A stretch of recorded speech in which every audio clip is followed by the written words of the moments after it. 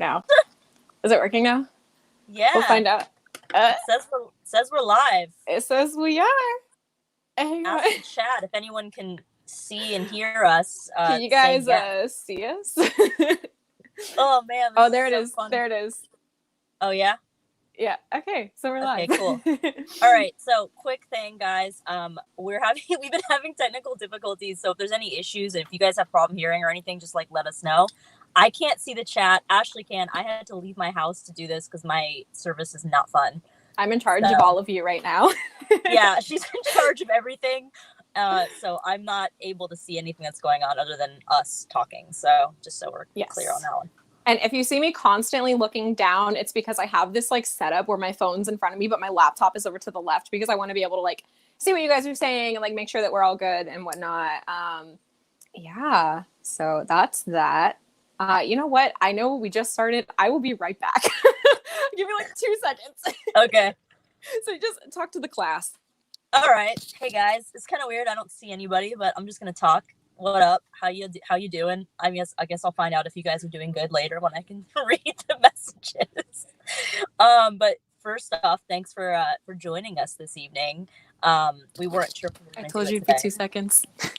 We weren't sure if we were going to do it. I was just saying, like, we weren't sure if we were going to do this today, but we decided to go ahead and do it. So here we are. Okay. Thank you. You can't see anything people are saying right now. I can't see anything anyone's saying. Okay. Well, thank you, Jennifer. I'm changing my hair very soon. They said they like my hair. And somebody said, love you, Ash and Mal. So love you. And people are saying we look pretty. So thanks, guys. Thanks, guys. We love you so much. All right. Yeah. So. This is why we can't have nice things. There is a point to this. Yes, there is a point to this live stream. So we want to wait a minute just to kind of let more people gather in before we start talking about like the serious stuff, because there is an actual kind of point why we wanted to make this, which we'll get into. It's just kind of a deeper understanding of how you can help us and what actually kind of hurts us rather than helps us, which is something that obviously Shannon Creepshow made a video earlier, which I didn't even know she was making that. This is not really related to what she said, but kind of in a way. It's just, there's been a lot of like little things that have, like, I know I've been kind of quiet on social media about all this recently because I've just been trying to kind of work like quietly behind the scenes and like kind of ignore it. But there's been a couple little things here and there that we've kind of all noticed that are like, oh, people need to stop doing that. So that's what we're going to get into, and just different ways that you guys can actually help us. And also, answering questions. We've got a lot of questions online. And I mean, there's probably a bunch that you and I will remember because we've been asked a bunch of times. So we'll go over that. And you guys can ask in the chat as well. And Ashley can read them. I guess. I mean, since I can't, I feel so helpless right now. I apologize. Anything that you guys want to ask during, feel free to do it. I don't think we have slow mode or anything on, one, because I have no idea how to fucking do that. So yeah, anything you want to ask, we'll get to it as soon as we can. But I do have a bunch of questions that people send in through Instagram, and we've collected. So do you want to start with a couple questions before we get into things, just to kind of pass some time? Yeah, we might as well start. I mean, we're going to have this saved anyway, so people can go back and watch it. So we can start with some questions for sure. Okay. There's been a lot of people just asking how we're doing, like after everything's been kind of exploding. People seem very worried about us. I don't know about you, but like if I don't post anything for a while, people DM me and they're like, "Are you alive?" I'm like, yes. So how are you doing, Mal? I'm okay. I'm so overwhelmed with just life, and I mean, I could say I've been working on this stuff publicly and privately almost 24 hours a day, basically, since even before I did my first interview. So I've been kind of like hectically trying to get that together. So it's been stressful. I don't eat and sleep properly. So there's that. But overall, I'm okay. I'm happy to be helping. Which is not okay. No, it's not okay. We gotta help that. We gotta fix that. I know. Everyone's telling me, like, you need to go to sleep. You need sleep. I'm like, I know. I'm stressed out, but I'm okay overall. I've just been, so busy with all this, so that it's kind of just taken over my mind, I guess. So how are you doing? I'm fine. Like I said, I've been kind of avoiding like talking about it online too much, just because I've been trying to like not make it the first thing that I see every time I go onto Twitter and like Instagram and stuff. But honestly, I've been pretty good. I had a rough week with everything just because it got a little bit overwhelming, but only because like of a certain like group of people that started like commenting at me. And like, this is kind of, I don't know how to word this without sounding like a hard ass, but like, I don't care what people say to me on the internet, like, I just don't care. But when it's coming at you in like such an abundance, sometimes it's like, thanks for that. So I just wanted to kind of take a break from that. But otherwise I've been fine. I've honestly just been worried about Mal. So we're waiting on that fanfic. Yeah, for real. Dude, you guys don't understand. Like, we talk on the phone every day. Like, I'm waiting for it. Like, where are the, like, because I know there's a bunch of little emo kids following us now, and I love y'all. If you guys want to write something, I know Wattpad isn't the thing anymore, probably, but I'm interested. Oh, man, I can't with it. I remember back in the day, there were those, like, Fall Out Boy fanfics and stuff like that. One of my favorites was a My Chemical Romance one, and they spelled a lot of things really wrong, and they said they were going to cume at the end of it, which was my favorite thing. Anyways, so thank you. Edwin said, very cool hair colors. Ashley, welcome to your show. Thank you, Edwin. I finally have my show now. I'm not just taking over yours. We're out here. Out here. Someone said Mal reminds me of Hillary Duff, which is a huge compliment. Thank you. Hillary Duff is a babe. I wonder if that's the same person that has been. I've been getting a couple Hillary Duff and a lot of Christina Applegate. And I got Sheryl Crow the other day. I'm like, oh my god, I've got all these dope doppels. This is great. That's amazing. Nobody ever tells me I look like anyone. Like, one person, people tell me I look like Spencer from Pretty Little Liars, and I don't agree at all. But people agree or disagree. Like, there's no in between. I don't even know who she is. But someone in the chat said, there's a couple questions. One of them is, do you guys have any recommended coping methods if you start going into a panic from past trauma? Let's see if there's any others that kind of go with that. And somebody said, your video last night absolutely broke my heart, Mal. It's great to see what a beautiful and successful woman and advocate you've become despite such traumas. There's just like kind of a bunch of stuff like that. I would try and find something to hold that wasn't touched by, somebody responded to them and said, I would try and find something to hold that wasn't touched by my abuser. I got a new teddy bear to help cope with PTSD. I think that's a really good idea. I'm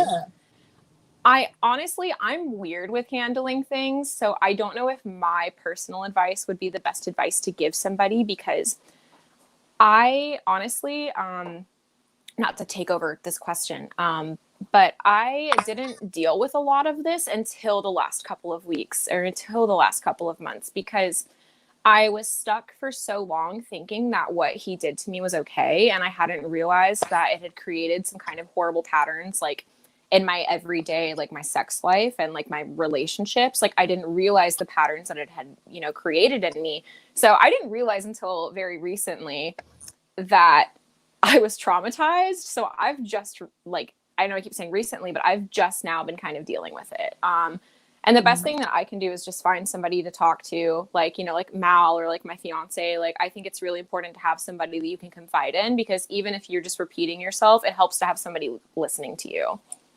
Yeah, no, I agree. I've been realizing that I get triggered pretty easily in certain situations, in like romantic settings, like in a sexual scenario. I can get triggered kind of easily sometimes, where like if I'm touched in a certain place or a certain way, like I can't like do it. Like, I shut down, and it's like a really uncomfortable thing. Kawaii Monster is in the chat, everybody. Kawaii Monster is putting a ghost emoji in the chat. Hi, Dahvie. We knew he would be here. I don't know if this is actually his verified account, because I can't click on it right now.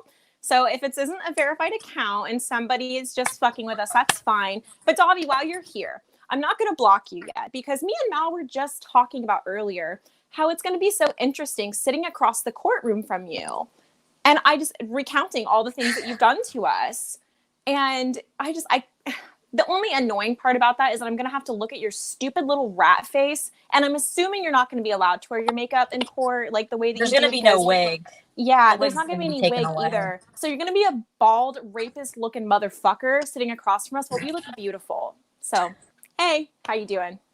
Also, you should probably leave the chat because we're not 12, so you may not be interested. Yeah, exactly. Not 14 anymore, dude. Sorry. Well, if you want to stick around, that's fine. I'm not going to block you because I don't care if you see what we're talking about. And in fact, this is great evidence for harassment in the future, don't you think? Yeah, I think so. This is great. It only took him 10 minutes to get in. Like, we were just talking about, like, oh, he's probably going to join. Yeah. Yes. The worst part is that I know that this is an ego stroke for him because he truly thinks he's untouchable. And honestly, Dahvie, I feel bad for you because not even in a condescending way, I feel like something really horrible must have happened to you in your life that has made you do this weird like repetition with the things that you do to people, because there's a very clear pattern, kind of like how serial killers have trademarks of things that have traumatized them. There's a clear pattern, and I'm sorry for somebody that hurt you in the past, but that doesn't excuse that you're a disgusting waste of life. Yeah, it's pretty sad. I mean, I have daddy issues too, but I'm not raping people, especially children. Yeah, it's kind of a problem. It's kind of like super gross. That's kind of a problem. We should address that. Maybe therapy would help. Yeah, so I don't know, probably. But therapy behind bars, though, because as Jeffree Star says about James Charles, you are a danger to society. So, James Charles is not a danger to society, by the way. I do not agree with that. But in the words of the wise. Well, that's cute. That only took 10 minutes for that to happen. Yeah. Honestly, I don't really have...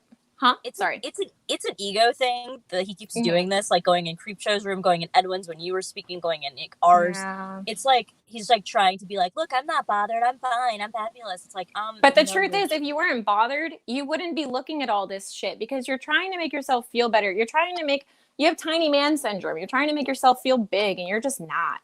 No, you're like 5'5" with a wig.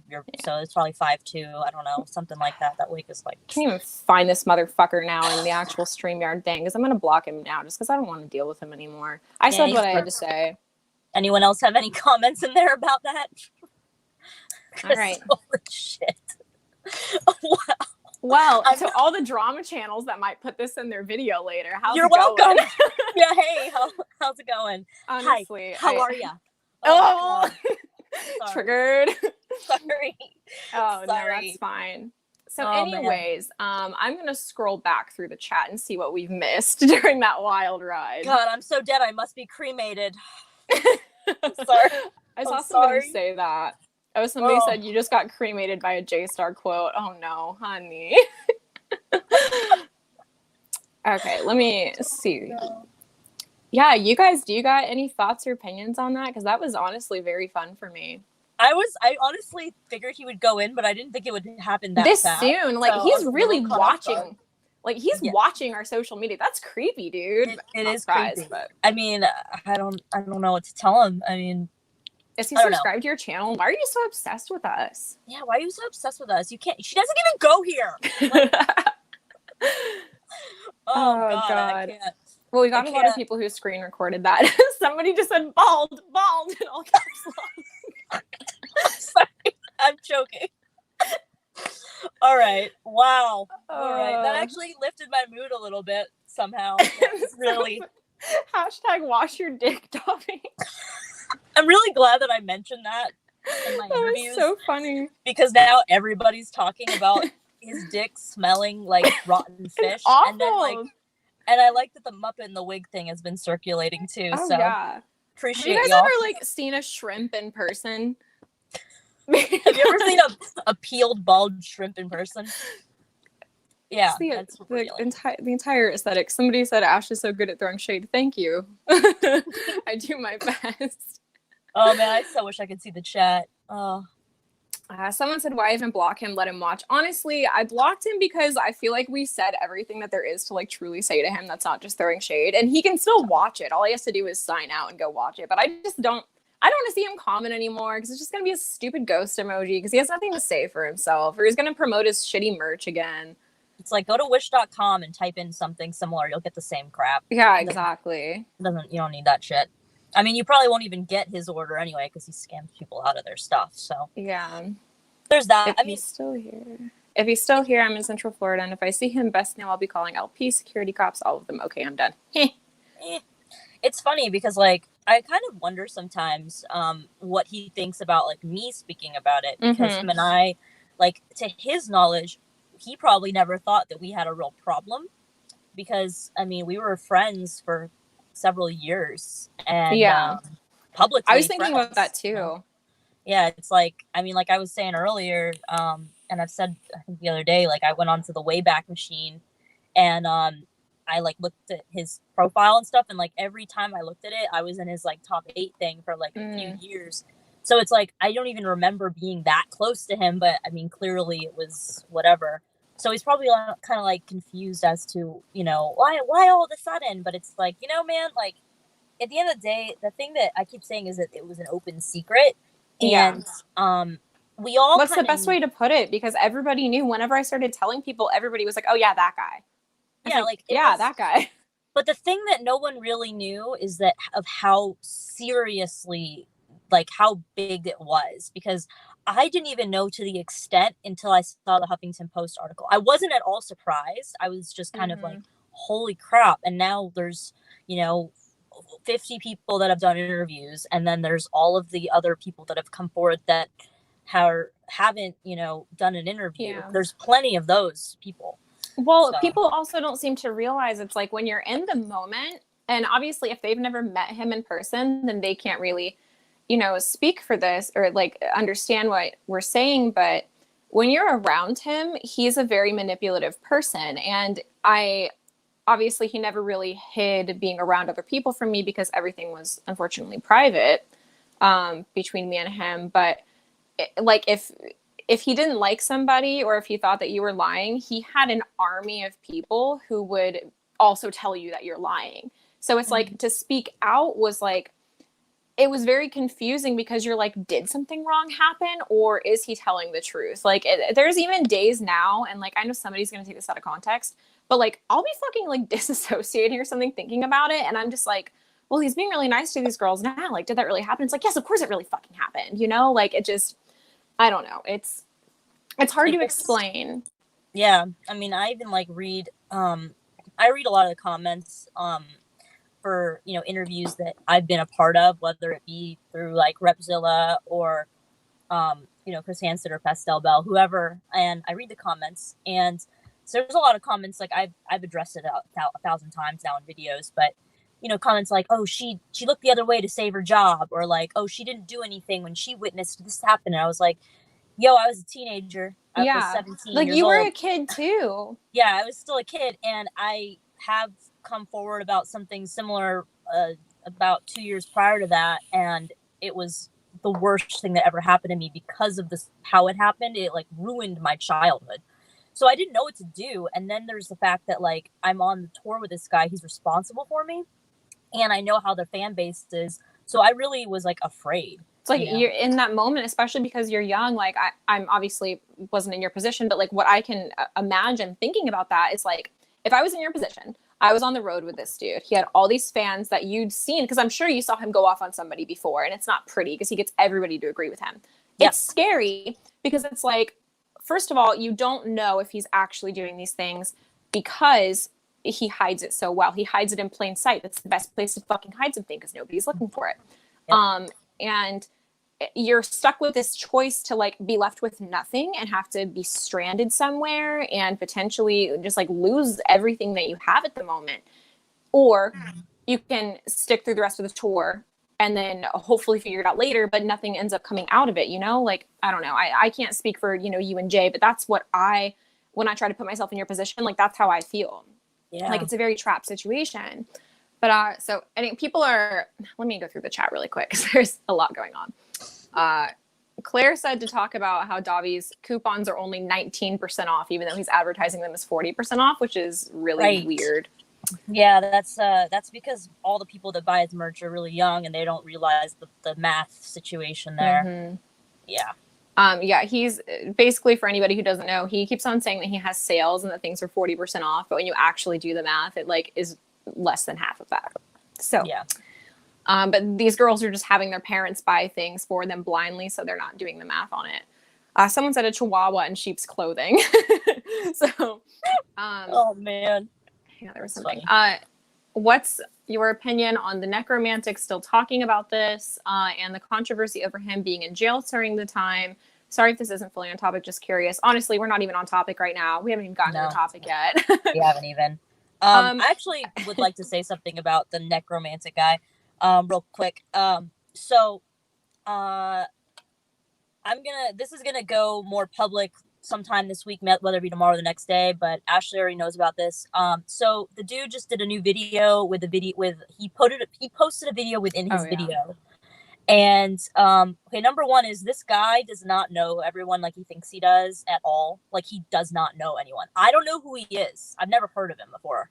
So I don't know if that tells you anything. But in this video, he puts it's Dahvie and two girls, some guy filming. It's a guy filming, and it's not Jay, by the way. People think it's Jay. It's not Jay. And my friend Phil, who used to be in the band Vampires Everywhere, and he toured with Jeffrey at one point. He lived in LA as well as me at the same time, so we used to hang out on all the time. Now, in the video, I sent it to him and I said, "Hey, dude, just so you know, this is circulating," and he had no idea this was circulating, and it doesn't look good, but I wanted to let you know that's going on. And I know him; he's not a freaking pedophile, at all. He dates super hot adult women. I know his ex-wife. He's a good friend of mine. And he was the things that this necromantic guy quoted him as saying were not even the words he was actually saying. He was quoting Buffalo Bill, Silence of the Lambs and shit. So he's gonna make a statement on that. I told him he should make a statement because I think that's important that he addresses it. So basically, there's people like this necromantic guy who are creating content with information that isn't even properly researched, or, he didn't even try to get in touch with Phil about it. He's just trying to grasp for straws. He's like, look what I found. I have this and you don't. When in reality, as soon as I sent it to you, you're like, yeah, this has been around the internet, circulating forever. So, yeah. I mean, it's things like that is what we'll get into more later as well, of what's actually useful to kind of send us and something like this. But yeah, that guy, the first video that the necromantic or Ash Duffy whatever made, I actually commented on, and I was like, you go, dude, because the first video was actually kind of convincing, and it was just nice seeing somebody talk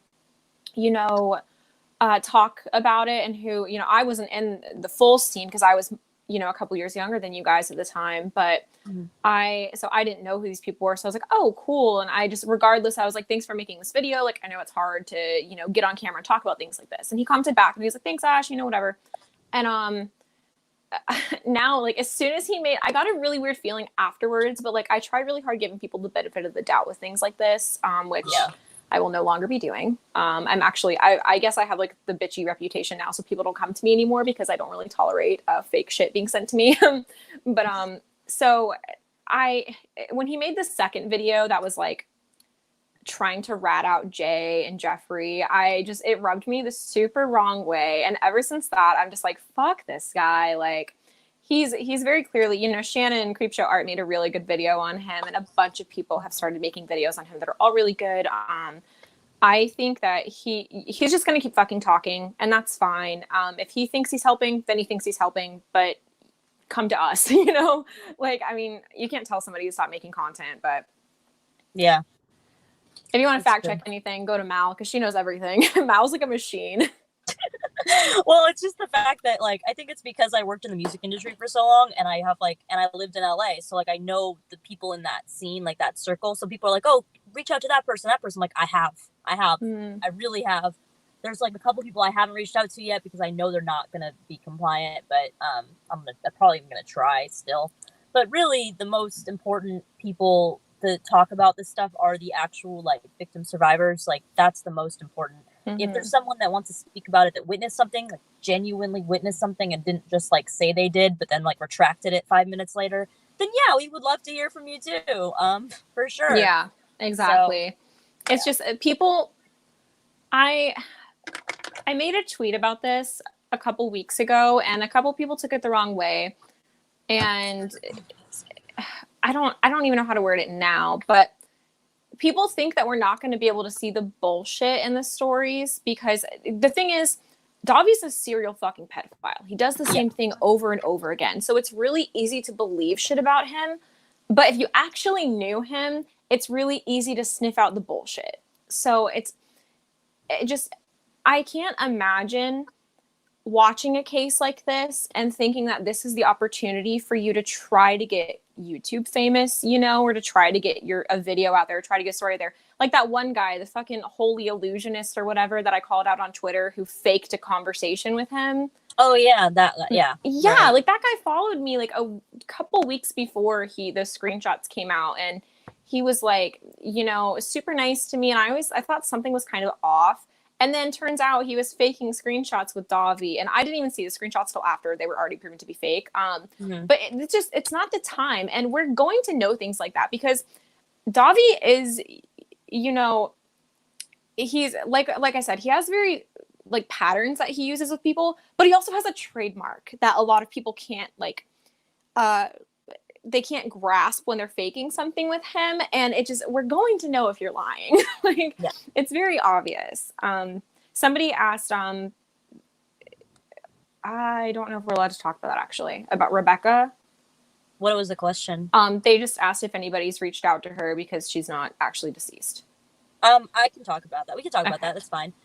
Yeah. So, in the most FBI skilled way possible, dude. Mal. Okay, she's like, I fucking love Mal, dude. If I ever go missing, contact Mal. Like, yeah, find me.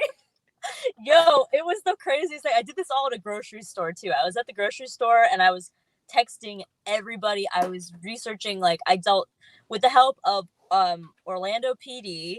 A couple friends on Facebook that I know, Jay and Garrett and my friend Sumner, we were able to find Rebecca as a unit.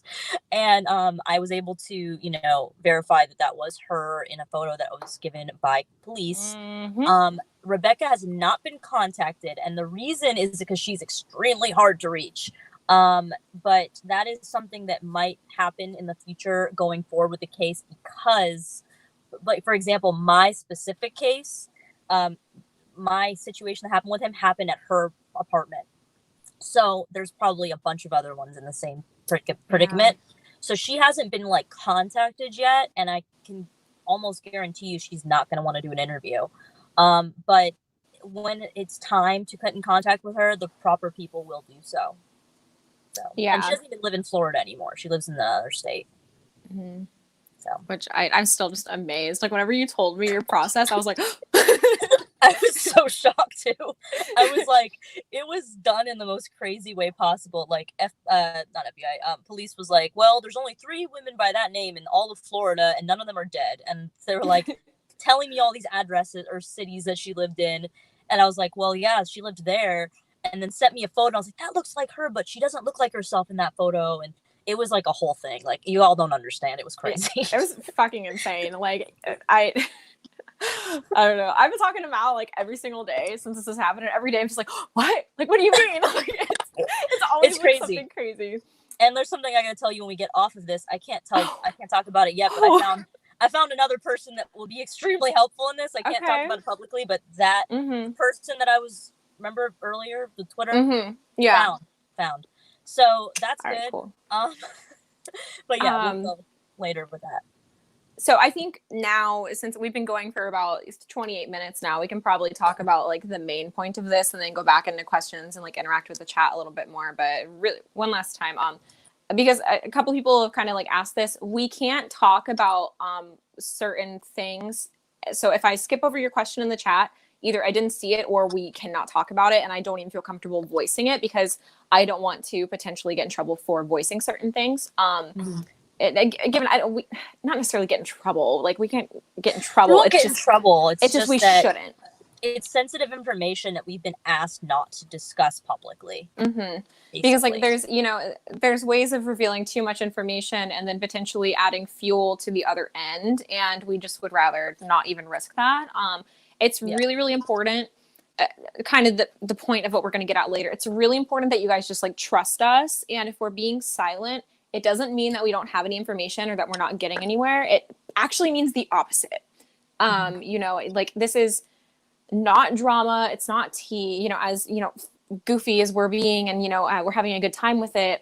It's not tea and it's not drama. This is serious. And it's something that you can't just post about it every day. I can't, you know, people are like, oh, any updates? And I'm like, I can't tell you that, like, because you can't just tell random people on the internet what's always going on with a criminal investigation. I think, you know, the most that we can say is that there is significant progress.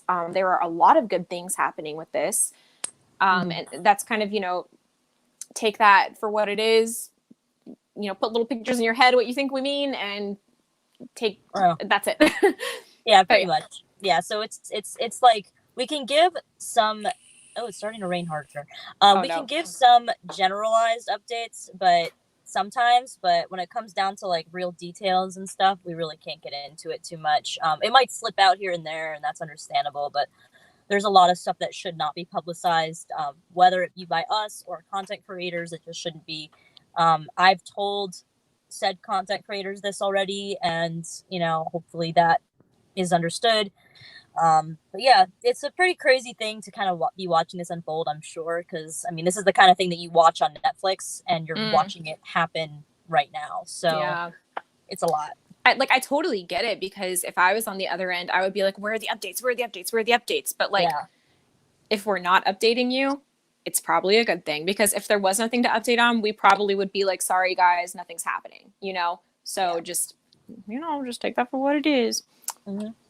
But so I'm going to let you segue into the main point of us being here, because you have a nicer way of saying things than I do sometimes. So, well, why don't you, say which thing first, so then I can get it. Kind of the general thing about what's appropriate. The point of this kind of isn't about interviews anymore. It's kind of about what's happening in the background. The reasons you should go for an interview, and if you do go for an interview with anybody, what you should also be expecting. There's a lot of people, and this is what somebody kind of bitched at me on Twitter, because I made a comment about people trying to interview hop with different YouTubers. And they're like, oh, well, you've had multiple interviews. I'm like, yeah, Chris Hansen was my first one. And then I had a follow-up with Shane because of other things in the background. But those are the only two people I've interviewed with. Like, technically, like, I was on Edwin's stream and like we just were talking about it. And, you know, it might turn into a sort of interview style video, you know, post edit, but it wasn't intended to be an interview. There's nothing wrong with getting your story out there and being interviewed by multiple people. But if you're willing to come forward, we need you to also help us behind the scenes by submitting police reports, and by, you know, making statements, because if you don't, you're just talking on the internet. That's not proof. They can't pull up YouTube in the courtroom and say, hey, look at this. This is proof, or this is a statement, or this is a report. It's not. That's just you being able to talk about it. A lot of people are saying like, oh, don't they have enough evidence? And I'm like, no, it doesn't work that way. It's not how it works. Like, because I can't say the number, I guess, of people that have come forward privately, but it's not enough at all, not even remotely. So there's like we've said, there's been 50 people that have made a statement on either Huffington Post or in an interview, and not even half of that. You know, we need those people to come forward. And I know, like, some people are saying it's really difficult for them or it's stressful. You can literally go on your notes and talk it into it, like on the thing. That's what I did, and you can go back and edit it. It takes like 5 minutes. Because and it might be easier that way. It might be faster too, so you're not sitting there, you know, trying to type it down. Yeah, it's a lot faster. Write it down, type it down, type it out. Yeah, I don't know words. type it out. I don't know. But yeah, it is easy to do, and ultimately that's the only thing that's actually going to be helping. The thing is, the interviews help in a different way. Like, they help bring awareness, and more people have come forward because of the interviews. But now it's like, that's like the least priority. Like, that is like the least helpful thing now at this point. The most helpful would be to do that. And if you need help with like knowing, like, okay, I have a statement written, I don't know where to send it, you know, you can contact us and we can get it to the right people. We can put you in touch with the right people. because it's not just a matter of like contacting like the, you know, FBI hotline. There is a specific person that you need to speak to, and we can connect you to those people. We have, both of us and a couple other people have the contact information for that.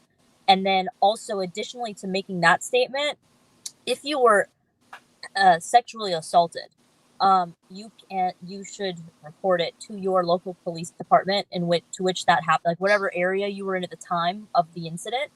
You would call that department's non-emergency line and tell them that you want to make a report about it. And you give them the basic information, and then what they'll do is they'll have someone call you back. You can even let them know that there's an open investigation, so they might get back to you sooner.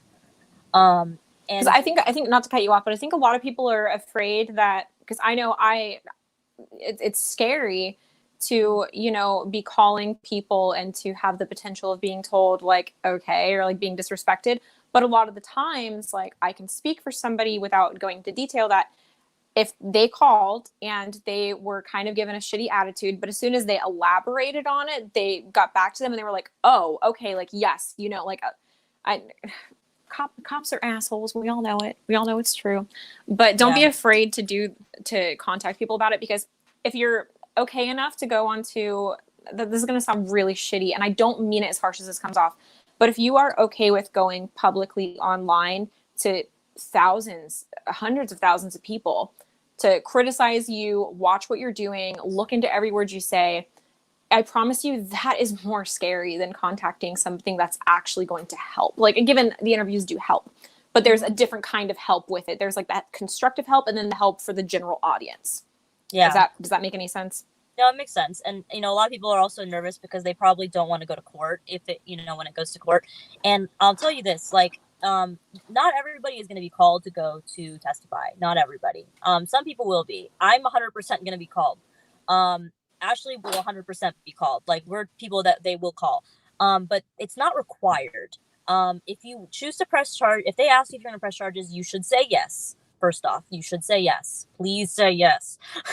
Please say yes. Say yes. But you may not have to go to court.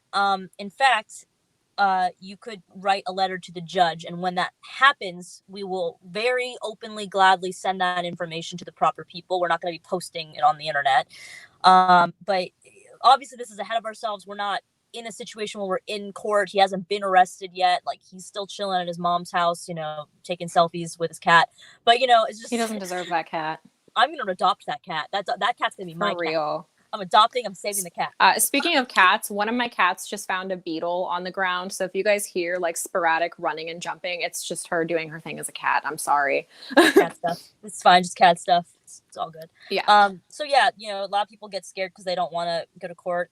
We're going to be working on that. We're going to be working on ways to get people to Florida for that. A lot of people, this is a thing that we need to address. So many people have been contacting us about wanting to send us money. I've had people send me like paragraphs and paragraphs about how they want to help. And first off, thank you. That's super sweet of you that you want to help. We really appreciate it. But we cannot accept any money in any single way. It is not helpful for us. It doesn't look good on us. That's why we're having, you know, we're asking for people if they want to donate their time, like, you know, licensed therapists and organizations to help in that sense. That's good. We can do that for sure. Please. I've had somebody contact me about, I don't even know if I told you, about helping us with like cheaper rates for hotel rooms in Florida and stuff like that. That kind of stuff is super helpful. But we won't be accepting any money. If you see a GoFundMe or anything, do ignore it. Do not send it money. We're not doing that. No one's doing that. That's not a thing.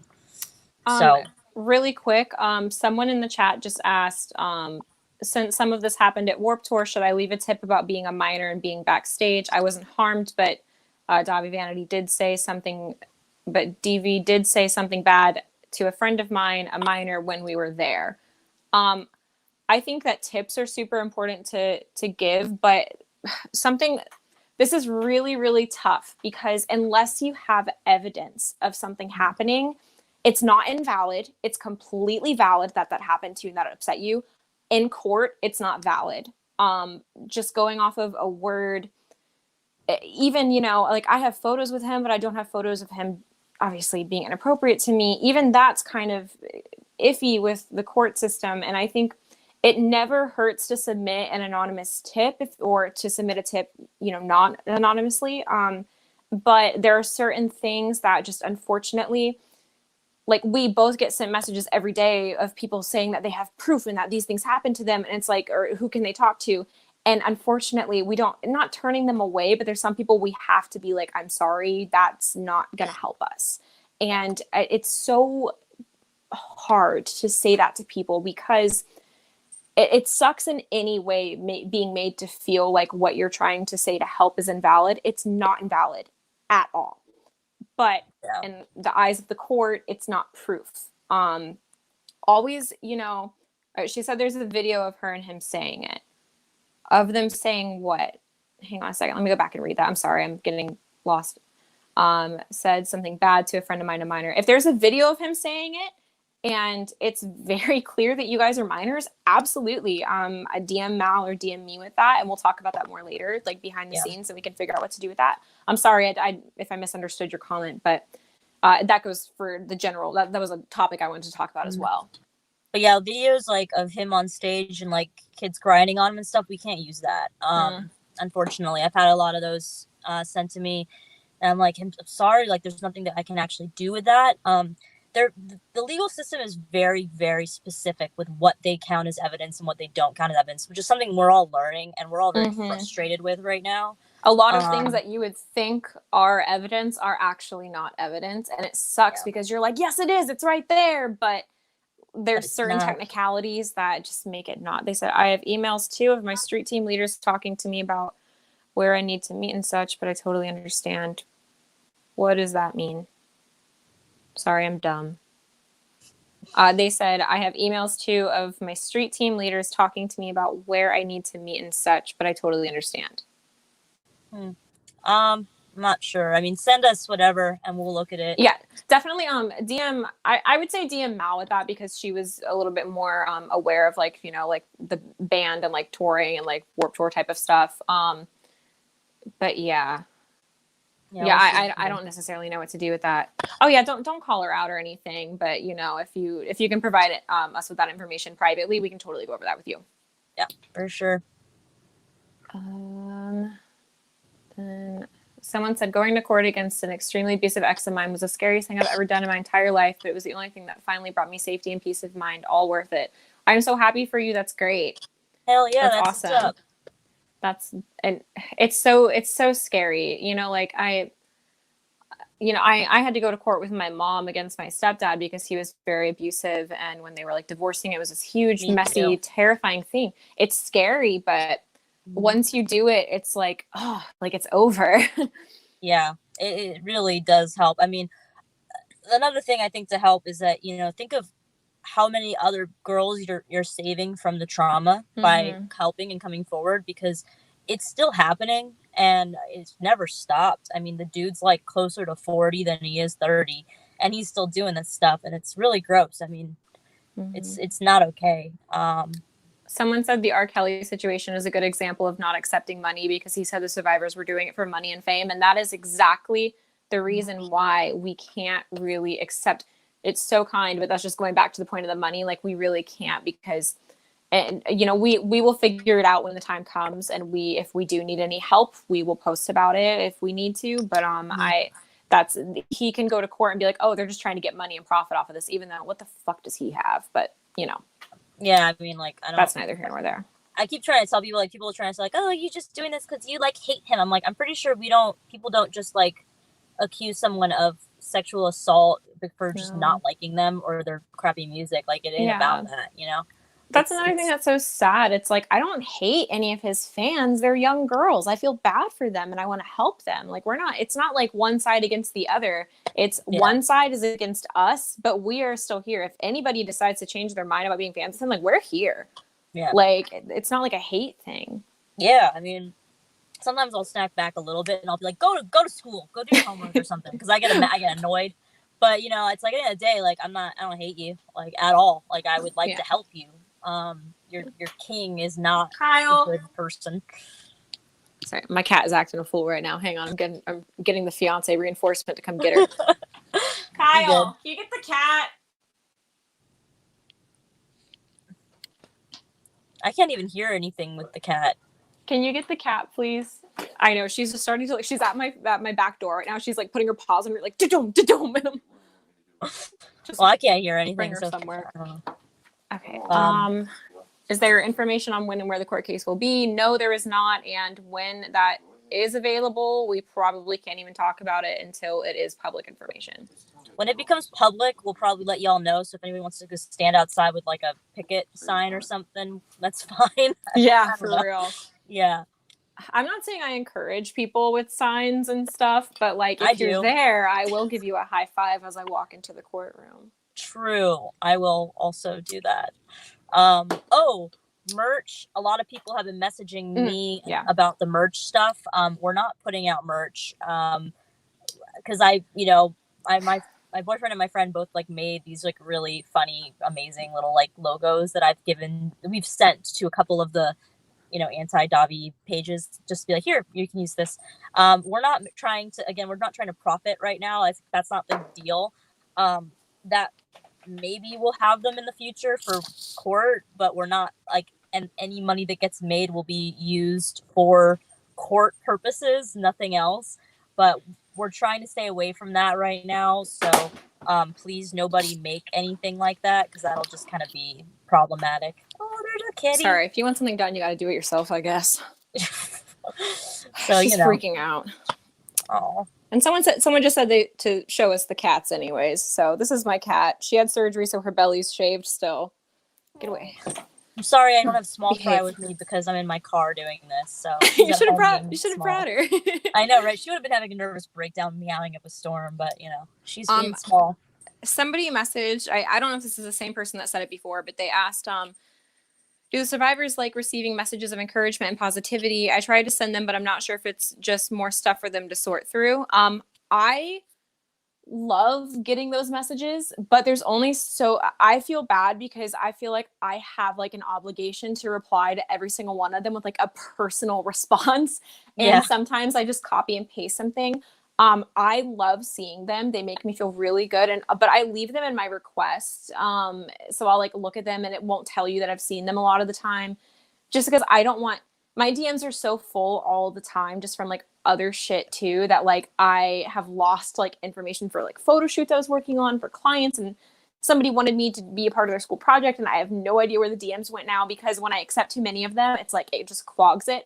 But I love reading the messages. I have gone through every single thing in my requests right now, and I love it, but I'm so sorry if I don't reply.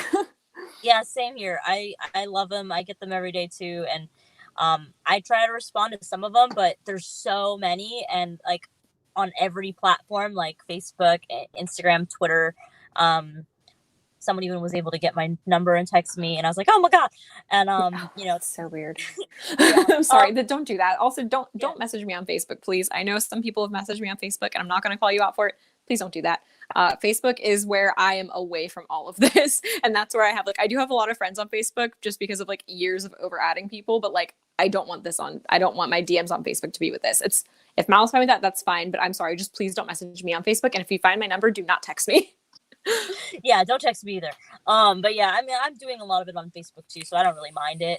If it's helpful, if it's helpful information, definitely send it our way. We want that. As far as the compliments and encouragement, we all appreciate it. It's just we can't always respond to everybody. There's like 100 something sitting in my requests that I haven't even opened yet, and so we see them. We just like, if we don't respond, we don't be mad at us. We apologize. It's just there's too many. So like today, I haven't been off my phone for longer than 3 minutes, like at all. So, yeah. I think it's really the first like month, not to sound like I'm like some type of fucking veteran or anything, but like, I was the first interview about this. So like I've been getting messages like this for like almost 4 months straight. And they're like DMs have just piled up so hard. And like at first, like I tried so hard to reply to everybody. And now I'm just like the opposite. Now I reply to nobody and I'm really sorry. But I do read them before I go to bed. Or like if I'm feeling sad, one of my favorite things to do is go through my message requests and like just kind of look at everything. And every now and again I'll reply to one and be like, oh, thanks. But it's hard, man. At the beginning I was responding to everybody too. But then it became like so much. So yeah, basically we see him, we love you, we appreciate you, thank you for being dope, but we just can't respond to everybody yet. I gotta plug my phone in. Let me know if you guys cannot hear me after I unplug my headphones. Can you hear me? Yes. Can you hear me? Yeah. Okay. Yeah. So that works. Edwin, you DM me way too much, Edwin. Stop. He said sorry for DMing so much. Stop. Get out of my inbox. Why are you so obsessed with me? I'm just kidding. Honestly, the two people that I've made like the closest friends with through this have been Mal and Edwin, and I fucking love you guys so much. Like, you guys are amazing. Yes, I love it. I'm like, I feel like we have like this whole big like friendship community going on now, and it's awesome. Yeah. It's been really nice. There's certain people that you guys are just awesome. Like, everybody in this is, really great, but you just connect with some people more, I guess. But yeah, I keep forgetting that you can't see the chat too. Oh yeah, I can't see anything. I hate that. I hate it. I need like a second phone. Yeah. If anyone wants to send me a second phone, I'm just kidding. Totally just kidding. Send this for money. JK. LOL. Oh. Someone said I've DM'd you a couple of times, and I always say I don't know if she'll see this. Oh yeah, I'm sorry. I promise you guys, like, I do see them, and I'm really sorry that I don't reply to them. Yeah, I feel bad. I'm sorry. Okay, so and is there any proof on this baby he's supposed to be having? No, there's no proof of this whatsoever. We don't think that it's real, because if he was really having a baby, he'd be the first to talk about it. Like, leave me alone, I'm having a baby. No, exactly, dude. You know that if he was having a fucking baby, he'd be like, leave me alone. I'm a perfect parent. Like, you want to just like bother my child this way? Like, no, I don't. That Dahvie's schoolgirl account is very strange to me, because at first I thought it was him. But now I'm just like, are you okay? I think it's a fan. I mean, even if he is having a baby, we're still gonna move forward with this. Like, I mean, he should not be allowed to raise a child if you're fucking children. Yeah, no, there's no way. So yeah, no, we don't know if he's having a kid or not. I very highly doubt it. He doesn't like sleep with girls who don't have their the only girls that he sleeps with don't have their period yet. So like, I don't really feel like he could get anyone pregnant. I'm sorry, but that's true. It's fucking true. By the way, we're not making fun of the situation when we say shit like that. It's coping mechanism. It's coping. It's easier for us to do it. We've been dealing with it so much that we're able to find humor in this. So so some people aren't familiar with this. There is an Instagram account named Dahvie's Little Schoolgirl, and they have been commenting ruthlessly on different videos and different not videos, but like Instagram posts specifically. And they're like, leave Dahvie alone. They're he's about to be a father, and everybody's like, what? Oh yeah, Edwin DM'd them. I forgot about that. He just said that account told me they FaceTimed with him, and he told them to defend him against YouTubers. I don't know how true it is. Could very well just be somebody wildin'. It's just somebody wildin'. Like, I don't doubt that he's like sending young girls to like do his dirty work for him, but there's a lot of them that are being sent. Like, we know that as a confirmed fact. We're not going to say who, but there are quite a few that have been literally instructed by him that to go attack all of us. So that's a thing that he still does. So yeah. Again, also just sorry if we do make like little jokes here and there. It's literally like not meant to be disrespectful in any way, shape, or form. It's just, we deal with this like every day, all day. So like, if we make a joke here and there, like, let us live, okay? Yeah, like, we're at the end of the day, like, we're gonna be the ones that are like they're dealing with it. So like, we need to cope with it in some way. Like, yeah, pretty much. Wait, hang on. My friend Jess is in the chat, and my friend Jess was on the stream with Shane that I was on, and she just said, imagine being his wig. I cringe. You don't want to know, dude. Like, on the, like, I think I've said this before, on tour and stuff, like, he doesn't wash the wig. He doesn't like, wash it or take it off. No, he doesn't. Like, he doesn't, like, I remember he got out of the shower and he had like a towel on or whatever, which, by the way, not a pleasant sight to see. And I saw him adjust his wig, and like the hairline moved like from this way to this way, and it was completely dry and like fully yeah, and it was like fully dried and like styled like the same way. So it's like, and I saw that before. I'm like, this motherfucker doesn't even wash anything. Like, it's kind of awkward. So imagine being that wig. I don't want to know. Is there a Dahvie's wig page yet? Yeah, it's so funny. Somebody asked what they are allowed to ask about everything. I mean, you can ask whatever you want to ask about it, and we can tell you whether or not we're allowed to talk about it. By all means, we can't tell you if there's a really like private and intimate detail that you want to know, we probably cannot talk to you about it.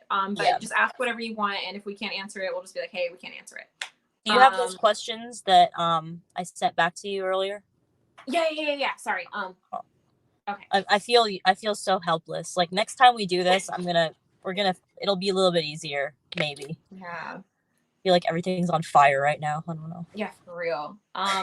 Literally, like a lot of them were just asking how we're doing, which again, I'm doing pretty okay. How did you go about with the healing process, and what advice can you give survivors about it? Well, kind of like what you said earlier, like, I didn't even start to really realize any of this stuff until about a year ago, and I'm still coping. I've had, like I was saying before, Dahvie decided to pop up into the room with his little ghost emoji. I get triggered still. And my best way to do it, that I think, I haven't really figured out the best way to cope with it yet. I just kind of have to like shut it down and breathe. For me, I need like encouragement and like support and like love. Like, I really need that from people that are close to me. And then I feel like if someone's going through something and they're at home by themselves, and they're just stressed out, or something that they watch, like, triggers them or anything like that, I always recommend like taking some deep breaths, like a couple in a row, like inhale, exhale, like real, not trying to be like a yogi person or whatever, but that does help. And then maybe try to put on something like is funny, like a funny movie or a funny show. Like, get like a snack from the kitchen and like eat something. Chill out. If you have a pet, like hang out with your pet, like that kind of stuff. Kind of it brings you back to the current moment, and then you slowly calm down. That's the best way that I can say. And also, if you have a therapist, try to schedule a time to talk to them. If you don't have a therapist, try to find a therapist. They're very helpful. There are so many of them that you can speak to, like through video right now with this whole thing going on. There's a bunch of them. That's if you this is gonna sound kind of strange, but something that that works for my fiance and I, like whenever we start kind of panicking and like you start like disassociating and kind of feeling out of your mind, if you just hold on to like ice, like something that is stimulating, that you can like let it melt in your hand, or like if you can feel how cold it is, it kind of helps ground you, if that makes any sense. I know that really works for him. There's anything stimulating. There's a bunch of like techniques that you can look up on actually YouTube and other places to try to ground you and level your mind, like different breathing techniques you can try, different shapes that you can watch form to focus on. And it sounds so cheesy, but when you watch it, like it really does help. There's a thing where if you like look at something and you recognize, like, okay, there's a chair over there. What do you smell? Do you smell anything? What is that? Feel something, like, oh, this is a blanket. It's fuzzy. Like, it kind of helps to bring you back down to earth a little bit. Yeah.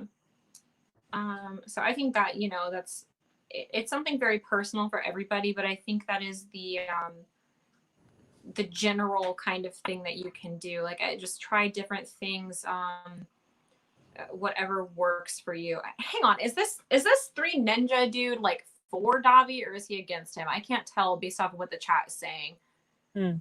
There's someone in the chat that's like talking to us, but people seem to be getting a different impression than I am. Am I like just not watching it close enough? What is it? I don't we know. We need moderators in here. We do, but how many people are in the chat right now? 157 people are watching, and the chat's been going pretty consistently this whole time. Oh, okay. Let me see. Update: Dahvie's schoolgirl just sent. This is Edwin. Just sent me a DM telling me that Dahvie said him having a baby was bullshit. Yeah, no shit. Yeah. Okay. So there you go, everybody. Dahvie's not having a baby because I'm not gonna say that joke again because that's not right. Okay, so that guy is against him. Okay, you guys are confusing me in the chat because I'm reading this guy's messages and I'm like, oh, he seems like he's on our side, but then you guys are like, oh, I don't know what's happening, and I'm just like, I don't know what's happening. So our pets' heads are falling off. Yeah, I don't know what's happening. 3 Ninja Z is Dahvie. He uses that ghost emoji. Because you use a ghost emoji does not mean that you are Dahvie. If that's the case, then I shudder to say the words. Actually, never mind. But yeah. Okay, let me go back to the questions because you guys are confusing me now. To be honest, you girls haven't attracted that many negative people in the chat. You must be doing something right. Oh, thanks, Rose. Thank you. Honestly, me and Mal talk about this like all the time. But like, I feel like we have so many great people, you know, working on this. But like, I feel like me and you are like the big sisters. Like we're like, I don't know. Kind of. Well, we've been the most public about it. And I think we might be the oldest. Are we? No. Well, no. There's I mean, I'm definitely the oldest, which makes me hate myself because I feel like boomer. I'm not even 30, but I'm like I'm old. But yeah, I'm the oldest, and then there's a couple other girls that are the same age as me. Like Katie Kane is my age. Liz is my age. There's a few of them, but us collectively probably yeah. I would say that. Someone sent me a really sweet message the other day saying like, I feel like you're my big sister. I don't know if that's weird. I'm like, oh my God, I love that so much. I know. I love when they say that. It's so sweet. People always say that about like, I've seen them say it to you and to me in the comments where they're just like, they just seem like they'd be a cool sister. And like, I'm an only child. So like, welcome to my family. Yeah. What up? I love that. Yeah. I don't know. I mean, I think it's because we've been so public about it. And, you know, we both have done different platforms, and like I mean I've been on you've been on Chris's show twice. I've been on Chris's show how many times now? 4? I think 3. 3? 3 or 4? I think it's 3. I might be wrong. I think 3. You did the one with Tessa, you did the one without us, then you did the one with Ash. I think it was 3. 3. Okay. Yeah, so oh my God, you know Sarah. She's in a plastic bag. Okay, you get her, Kyle. My cat loves plastic. All she does is chew plastic all day. Everyone say hi, Kyle. Hi, Kyle. Hi, kitten. She's in attack mode. I have to wait till she just get her out of the bag, man. Oh, she's so cute. I wish you guys could see it. She got a little... Oh, she's actually wrapped. She looks like a sea turtle right now because the plastic's around her neck. That's sad. Wait, that's sad. I don't like that. I know. That's why we use reusable straws in this house. She kind of looks like she has a cape, though. She does look like she has a cape. It's actually really cute. She's actually super Kyle, I'm going to need you to get her. I'm trying to stay on track. Oh! You just took a nip at me, girl. You better get moving. Like a fry attacked my wrist yesterday, so. This question's really good for you, Mal. This one in the screenshot's not from the chat. Oh yeah, use the treats. That'll get her. It says, are there any parts of your story that you didn't get to tell in your interviews? Yeah. I know you. Yeah. Okay. So the first interview that I did with Chris Hansen, because of the way that, you know, Chris does his interviews. I'm sorry, I'll be right back. Oh, you're good. Because of the way that Chris does his interviews, and usually there being multiple people in there, like during mine, it was, Tessa and Ashley was there for support and is whatever. So like we kind of had to cut things short a little bit. So I didn't tell my full story in that one. I tell most of my story in the interview with Repzilla. Like that interview is a lot more detailed, I guess. So people don't know a lot of stuff. Like people make assumptions about me and my involvement with him. Like they assume like, oh, she was a fan. I was never a fan. Or, you know, that I didn't have, that there wasn't actual sex that happened. It wasn't just oral. It was the whole thing. And oh God, that I don't want to think about that at all ever again. 'Cause gross. So there's a lot of stuff in my story that I've left out. and there's a lot of stuff that I don't remember from like other experiences because, you know, I was a troubled kid and my memory ain't so good. But I remembered some things here and there and I bring them up as I remember. I think that that's the case with everybody. I don't think have you left out stuff from your story? No, not really, because I pretty much was transparent, or I was not transparent, not implying that you weren't, obviously you were, but I kind of just, when I start talking, I like continue like talking no matter who's trying to interrupt me, because I know there's a problem with a lot of interruptions in interviews. I'm sure the chat will take that for what it is. But I feel like I pretty much said everything. I wasn't able to really discuss too much. That I did see him a couple of times after the actual like full-on assault happened, because I don't know why. I just, you know, Chris was asking me other questions, but I did see him at like other shows and stuff. And you know, I didn't see him with anybody, but obviously I remember going to those shows. It was always kids my age. And I was like 13, 14 at the time. I think I was 14 when I stopped talking to him, but yeah, I don't really leave anything else. Edwin, I knew you'd like that one, but I didn't leave anything out. Yeah. That's pretty much it for that. I feel like there's questions that I know people ask and I can't remember them, and I feel bad because I don't remember. Yeah, hang on, I'm going through them right now. A lot of them are kind of the same that we've already gone over, just in different ways. Oh, here's something we need to talk about, which we need to talk about anyway. The PSA video. Yes. PSA. Yes, that's really important. You can. It was Mal's idea, and we just implemented it together. So you go on. Okay, so here's the deal. We're describing it and explaining instructions like in an email, but we can tell. I guess it doesn't really matter if we tell you what it is now. But basically, what we're trying to do is this is like a Me Too movement situation. Like it's literally just that. So what we're asking is anyone that has been assaulted or affected by him in a way, you know, like that, whether it be, you know, he physically sexually assaulted you, molested you, whatever you want to, you know, however you want to call it, or if he tried to do that over the internet. Yeah, or was like grooming you, but also you know, asking you for these sexualized photos when you were a child, things like that, was aggressive, ways that were aggressive like that, anything like that, really. We're not counting scamming out of merch or anything, because that's not assault, it's a different thing. But anything like sexual assault or something similar to that that's inappropriate in those terms, we're going to ask that you send an email or send us a DM and we'll send you the email, because we're not posting the email. We don't want the email just like floating out there, because I don't want to risk it, you know, like obviously it's not going to be that big of a deal if we get spammed by some fucking 14-year-olds, but like it's just easier if you send us your email than we contact you, because then we have your email too. You do just exactly. But just kidding, I would never actually do that. But basically, if you send us either one of us on like Instagram or Twitter, send us a message saying that you say that you want to be involved in the PSA, and you know, we'll get your email, or you can give us your email, whatever. Then once you email us, if you email us first, we'll send you we'll send you a response, or vice versa, whatever. The email that you're going to get is a long written response. We both have access to this email, so it'll be one of us that'll send it to you with written instructions on how. I thought I just saw a person behind me. I'm terrified now. Well, we're all here watching. If anything happens, we'll all know. Okay, good. But yeah, you'll get an email with specific instructions of what you need, and we'll tell you that right now.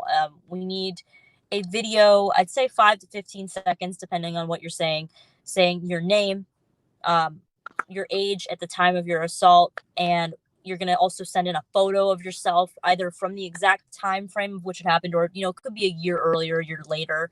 But in general, like when you were that age, like around that age. A photo of you from around that age. Plus.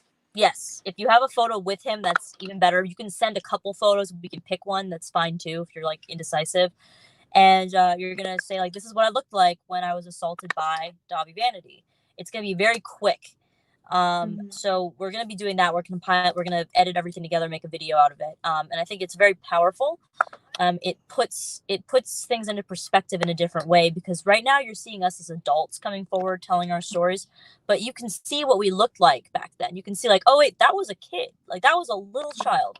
Like, you guys that's need what to. a lot of people who sorry to interrupt you. No, That was what a lot of people, I say people, but a lot of kids that support him now, you know, they don't realize that, you know, we were kids too. And that sounds so dumb to say, but like when you put, you know, into perspective and you see who's in the chat. Wait, who's in the chat?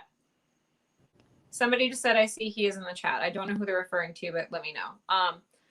But when you see, like, you know, obviously I look like me now, Mal looks like her now, we're adults, we are grown women. But when you see us as like kids, and that's like when these things happen with him, it really kind of puts it in perspective for younger girls to be like, oh, that person looks like I do. Or, you know, it just kind of will help them to understand that, you know, it can happen to them.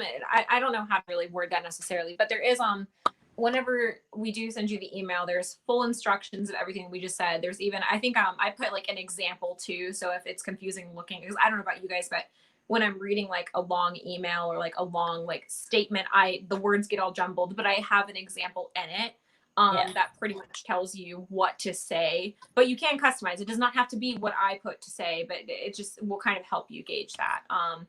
But I think it's going to be really interesting. Yeah, and we want it to be quick because we want it to be relatively uniform, since there's, well, hopefully a lot of people will want to take part in it. So, there's going to be several messages, and then, at the end, Ashley and myself are going to, say something else. And, so it's going to be elaborated. I don't know how long the actual video itself is going to be yet, but we'll, as soon as we get enough. We've only gotten a couple messages so far with it because we just announced it, so. Yeah. I think I sent one out earlier. I sent an email out to Ash, the girl who Belle interviewed. I sent one to her earlier. So that'll be good. It's really, it's something that I really think is just, you can't stop saying the word powerful, but it's true. Like it's so encouraging to watch so many people that this one man has hurt, and just to see us all come together and be like, hey, we're here. Like, we're not afraid anymore. Like, this is what you did to me. We've accepted that, and now we're fucking doing something about it. Like, I just think I think we're fucking badass. Yeah, I think we're pretty cool. Maybe Kelly. Who is Kelly? Oh, that's the girl that said that. Even if he is here, I think acknowledging him. Yeah, no, Dahvie was in the chat earlier. Like, he was literally in this when we were 10 minutes in. I'll probably do what Shannon did, and I'll probably like crop that section of the video and like post it later so people can see us go off on him. But yeah, we see who's in the chat because we have the StreamYard open and another window too, so we can see who's there and delete them, or should we feel the need to. Hang on 1 second. Let me go through the chat really quick. I hope that this automatically saves after it's done, like to YouTube. I think you choose if it saves or not. I think you have my account. You're the one who has access to my account right now, so you're the one who's gonna have to do it. Yeah, I tried to access this on mine, and I was having so many technical difficulties. So she's got access to my stuff right now. Hey, Edwin, if you're still in the chat, can you let me know if this will automatically be public after, or if we have to manually select something? I think it automatically will be, and then we can delete it later should we choose to. Yeah. Someone said, how confident are you that he will get locked up? 100%. I am 100% confident that Edwin said it will save, by the way. I am 100% confident that he will be locked up, if not for this, for a bunch of other shit that he's doing. Because this man is a fucking moron. He is doing so many illegal things, be it sexual or like monetary. Like, he is really a fucking idiot, and I am thanking him for it. Yeah, definitely. I mean, we can't tell you guys like when it's gonna happen. A lot of people are asking like, when is this happening? We don't know when it's gonna happen. Yeah, we don't know. Some cases like this get dragged out like a very, very long time. We use the Epstein and Weinstein cases as examples, and like R. Kelly, you know, things like that. So the only difference is that like they're relevant as far as like people know who they are, and this guy, like a handful of people know who he is, and they're powerful and rich, and he lives in his parents' basement. So it's like I feel like we have a better chance of getting him quicker. Yeah. But I don't know for sure. I also don't know how long it'll be dragged out once it does go to court, because I mean, dude's not gonna plead guilty. I mean, I doubt it. No, so of course not. Yeah, we'll see. Someone said, Ashley, I don't know if you saw my question earlier, but what are your feelings about Shannon's videos about Chris and that Ash Duffy guy? Is that like two separate questions, or did she make a video on both of them? Because I watched Shannon's videos, but they all kind of blur together whenever it's like the same information in multiple videos. So I don't know if it was like two separate ones that you're referring to. They're different. Are they? I was going to say, I think they're different, but I don't know if she put out one where they were together. Yeah. I am very vocal about respecting Chris, and you know, we don't even have to get into this. If you want me to shut up, tell me to shut up. But I love Chris Hansen. I think he's a great man. I think that some of his interviewing or his YouTube techniques are not great. I think that there are there's a lot of miscommunication, not just from me and him, but to like YouTube in general, and everything is kind of blurred. I think that he does the best that he can for what it is. I will continue to support him, but I don't disagree with a lot of things that people are saying in YouTube videos. People tag, you know, me and Mal in this shit that's like talking shit about him, and they're like, or we'll just post anything and they'll comment like, oh, you guys are being tricked, blah, blah, blah. And it's like, oh God, and then usually, because I don't want to start a fight on Twitter about this shit, because it's not like, I'll bitch about Jeffree Star all day on Twitter, but I don't, when it's like somebody that I am like personally involved with, I want to, you know, just handle it privately. So I DM these people, and I'm like, dude, like, we know everything that you guys like want us to know. We know, like, we're not blind to it. We're not ignorant to it. But there are certain things that you have to, you know, or there are certain ways that you have to handle things. And cancel culture is fucking stupid. I'm not going to cancel somebody who helped me get my voice out there, because this live stream wouldn't be happening had I not spoken to him. Maybe it would be with Mal, but with me personally, I wouldn't be here talking to you guys, and I wouldn't have the interactions that I do have with you guys if I did not speak to Chris. So, that's what I've been saying too. Yeah, I think that, you know, as people in the chat have even said, he's just a fucking boomer. Like, you know, he just doesn't know how to, I mean, here's the thing. Like, I mean, I can speak for myself when I talk to Chris all the time. Like, almost every day I talk to Chris, even if it's for 5 minutes or one text. Like, I talk to him almost every day, and you know, he's very nice. He's very respectful. He wants to help any way that he can. Sometimes he has ideas that we don't agree with, and we tell him, no, calm down, don't do that. And he doesn't do it. You know, he's even confided about certain things. Like, he does see the concerns. He knows about Creepshow's video. He's brought that up to me even. Like, he's aware of all of it. And like, he, you know, he's said like, should I address it? Like, you know, he is concerned about it. You know, it doesn't feel great to be, you know, shit on all the time, but he's really doing his best. He really is. He's trying, you know, and he means well overall, because what he does, his career, like, it's based on good intention. You don't get into that type of career. Like, he's not capitalizing on interviews or like milking it intentionally, you know, like he's not, and he actually screens the people that go on. So you're not met with a potentially false interviewee, or he does a pre-interview. Yeah, I think that there are a lot of people that are interviewing on YouTube right now, which is fine. I really enjoy my interview with him. I enjoy our interview with him. I enjoy Fallon and Jennifer's interview has been my favorite. Like, other than like Ash, like, I loved those. But that was a good one.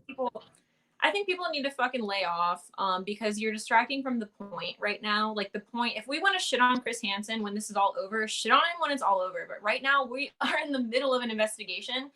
I don't really care what you say about him right now. Like, do I agree with you? Yeah, but it's not important. Like, this isn't something that we need to talk about right now. Like, it's not helping me in any way. If anything, it's hindering us, you know? Yeah. I mean, look, another thing that I know we didn't touch on this as a subject matter, but like, think about... Sorry, Edwin, shut up. What are you saying? I love you, Edwin. Stop. He's just being a fucking troll. I wish I could see it, man. He said he's a fumbler, but he's the best we got. So, in all caps lock. And then he says, Well, that's an upgrade from the past interviews, LOL, in all caps lock. Oh God. So I was gonna say this. I know we didn't touch on it, but you know, it did come to our attention. Actually, I got who was it? Yeah, Ash Costello texted me a couple days ago about how about the security guard, Morgan Fowler was his name, I believe. Yes. Techno Viking, weirdest and worst name ever. So she contacted me about that a few days ago, which was like a day after, I think, like the day after our interview that we did with Chris. And, you know, there are people that are sending in also more. I've been getting more messages saying, like, I was assaulted by this security guard too. So sad. I immediately called Chris. And, well, first I called, you know, the agent. But first, then I called Chris. And, you know, he says, okay, well, I'm going to see what I can do to, like, I know people out in that area. And, like, so he's, like, trying to help in ways that you guys don't see. So things like that, he really is helpful. Even when I've contacted him saying, like, hey, you know, I know you interviewed this survivor. Can you, you know, contact them and ask if they'd be willing to speak to me because they can be really helpful in the case. And like, he gladly wrote them and gave and waited until they had permission, and then would tell me like, hey, you know, just so you know, like, be gentle. You know, the person's been through a lot. Like, he's very nice, guys. Like, he's a really nice. Oh yeah, guy. no, and I think people, because there's like, when we're doing, there's two Chris Hansons. There's the Chris Hansen in the interview, and then there's the Chris Hansen that you talk to on the phone that you want to send Christmas cards to. Yeah, like, totally. Yeah, he's truly such a great person, and I really enjoy whenever we do talk on the phone or whenever we text. Like, whenever he texts me, I'm always like, oh, Chris texts me, you know. But like, yeah. I don't know. I think that, you know, we just need to focus on the point, man. But he, you know, he's doing amazing for things like that. Like, if you give him information, like what Mal just said, like, he will try to help. And just because you guys don't see that necessarily doesn't mean it's not happening. And I think that's the problem with the internet in general, is that if you don't see something happening, you assume it's not happening. And then if you see some information, you don't see all of it. So you just assume that that's the only information out there, which is why I made that video and posted it last night on my channel, was because I was trying to explain, like, you know, yeah, you hear some stories, but you don't know the reason for everyone's, like, every action, you know, you don't. So. And honestly, a lot of the times it's better to say less on the internet. Like, if I would advise Chris does not address the things that people are saying until this is over, because it distracts from the point and it's just not important. And I don't know, but I could talk about this for hours, because my thing is, I'm always going to be fucking honest. If I don't like somebody, I'm going to tell you I don't like this person, but if I respect them, I'll tell you why I still respect them. And that's the same thing with like anybody in my life. Like, just because I like you doesn't mean that I have to lie for you, and I will not. Like, I don't protect people's reputations if I feel like it's going to hurt something, you know? Yeah. If I felt like there was anything truly fucking sketchy, I would 100% be on Twitter talking about it. You know, I would talk about it. I would let people know. What happened? That reminds me, you know, even the thing with my friend Phil with that video of Phil and Dahvie in a hotel room with the girls and stuff that's circulating, you know, if I thought for a minute that he was guilty, I would be honest about it and I would look into it. I know that dude very well. Like, very well. Like, we used to hang out at his house. He's been to my place. Like I said, I knew his ex-wife. We had all the same friends. Like, the singer of his old band, I grew up in the same city as him. Like, I know that guy, you know. But then there's other people that worked for Dahvie and toured with him, and I've spoken to them, and I am not convinced that they're telling the truth. And I'm not out here praising them because I'm trying to figure out how to go about that situation. You know what I'm saying? Like, just because they've been my friends doesn't mean that I'm going to defend them or protect them if they did something wrong. And I've been made aware of people in that crew that have done very illegal things, and I am working on that too right now. So we are very truthful about this stuff, and we only speak about this if we're sure, you know, if we believe something. So keep that in mind too. Yeah, I just think it's super important to just trust us on this. And I know I keep saying that over and over again, like in comments to people when they bring certain things like that to my attention, but just trust our judgment. Like, you just listen to us. And if we're not, I'm pretty obvious on Twitter when I don't like something. Like if I'm not bitching about it, it's probably okay. Like behind the scenes, like I hate that makes me sound like I'm the right one. Like I know what's right and what's wrong, but like I don't know. I promise you, like if we were uncomfortable, we would do something about it. But I think that's that. Yeah. People keep asking about Ash Duffy, even though we've already talked about Ash Duffy, but I guess they just weren't here earlier. He's not important. We don't know him. Yeah. I don't know anything about the guy, so I don't believe anything. There's nothing to talk about with him. I just rewatch this stream later. It's not even worth getting back into. Maybe we'll put timestamps of certain things later, and probably not because this is just chaotic energy. It's too chaotic. Yeah, they're just definitely timestamp when Dahvie entered the chat, and definitely timestamp when we start talking about the actual helpful things. Yeah, it's kind of all over the place. We're not as structured as Chris. You know, Chris has like people helping him and stuff, and like we just. I was about to say a joke and it just doesn't work, so I'm very inappropriate. We're on our own. We're the people, you know, like Mal's handling her shit, I'm handling my shit. We don't have moderators, we don't have a team of people, you know, like given we do have like group chats with like other survivors and stuff, but like it's not a team of like of people working on like streams and like communication and stuff. So yeah, no. Don't be sorry that you tuned in late. You're fine. All you need to know about Ash Duffy is that he's not really a reliable source, and he is kind of grasping for straws on certain things. Yeah, and neither is that Richie dude. He's not reliable. Which reminds me, somebody earlier in the chat asked about Marco and why they keep hearing about his name. I also don't know a whole lot about him, but I'll let Mal take that because I don't know a whole lot about him, but I know enough to be like, if you are listening to anything and they are citing Marco as their source, no, don't do it. Yeah. So here's the deal. A lot of people have actually been sending me messages saying that they've experienced stuff with Marco, even as recent as today. So I've been getting a lot of Marco messages. Now, you know, since we're not investigating Marco, there's really nothing that I can do about that. But what I can tell you is if you've been assaulted by this person, please report him. If you want to let us know, let us know. But yeah, if he's trying to interview with you or interview you or anything, just say no and block the guy. I've not been contacted by him to my knowledge. But I do know that he has done some interviews already, and he is very sketchy to the point where the people that he has interviewed with have told me specifically that after the interview, they felt like it was not legit. So, and then this, you know, one YouTuber, what was it? Corrupt Makeup. She's super sweet. She sent me a message and she let me know. And then as soon as she posted it, there were comments on her video saying basically that Marco is trash. So yeah, just avoid that.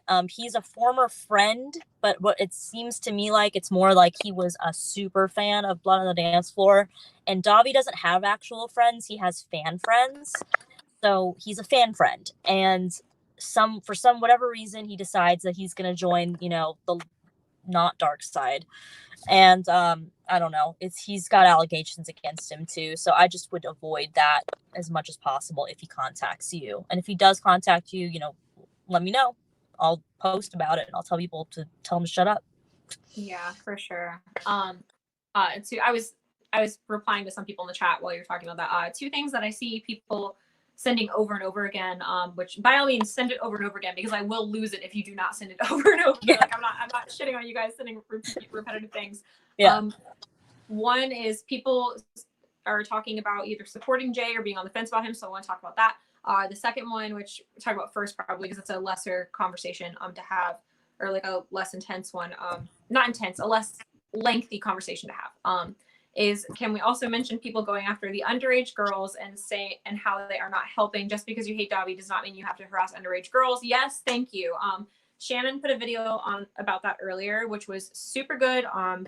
If you are thinking about ways that you want to help us, contact us. Don't just go do it yourself, and do not harass these children because they're children. They don't have the same understanding of things that we do. You know, like these kids are fucking 14 to 16 or however old. I'm 25, Mal's 27, right? Mm. Right, you're 27, like, yeah. So they don't have the understanding that we do about this yet, and they're not going to. Honestly, they're really not going to. And if they do, because I've had some fans of his reach out to me and tell me that they are thinking about kind of coming to our side. I hate to say sides because it's not two different sides, like I said earlier, but right. They are unsure, so they want to talk to us about it. And that's fine. Let them come to us organically, because you cannot change a 16-year-old girl's mind when she's obsessed with somebody. You just can't. Yeah. And if you can, that's awesome. Just don't try. It's not worth it, because you're, at the end of the day, you're just harassing these children, and like that doesn't really make you any better. Yeah, I mean, I've definitely been guilty of like I left a comment on a girl's page, but she was like an adult, you know, but she's like a friend of his. And I didn't say anything offensive to her. I just said like, yeah, this guy's like literally a pedophile. Like, I don't understand why you're supporting him, or something like that. She attacked me. She called me every name in the freaking book, man. And then other people went and said the same thing, and she attacked them too, like very viciously.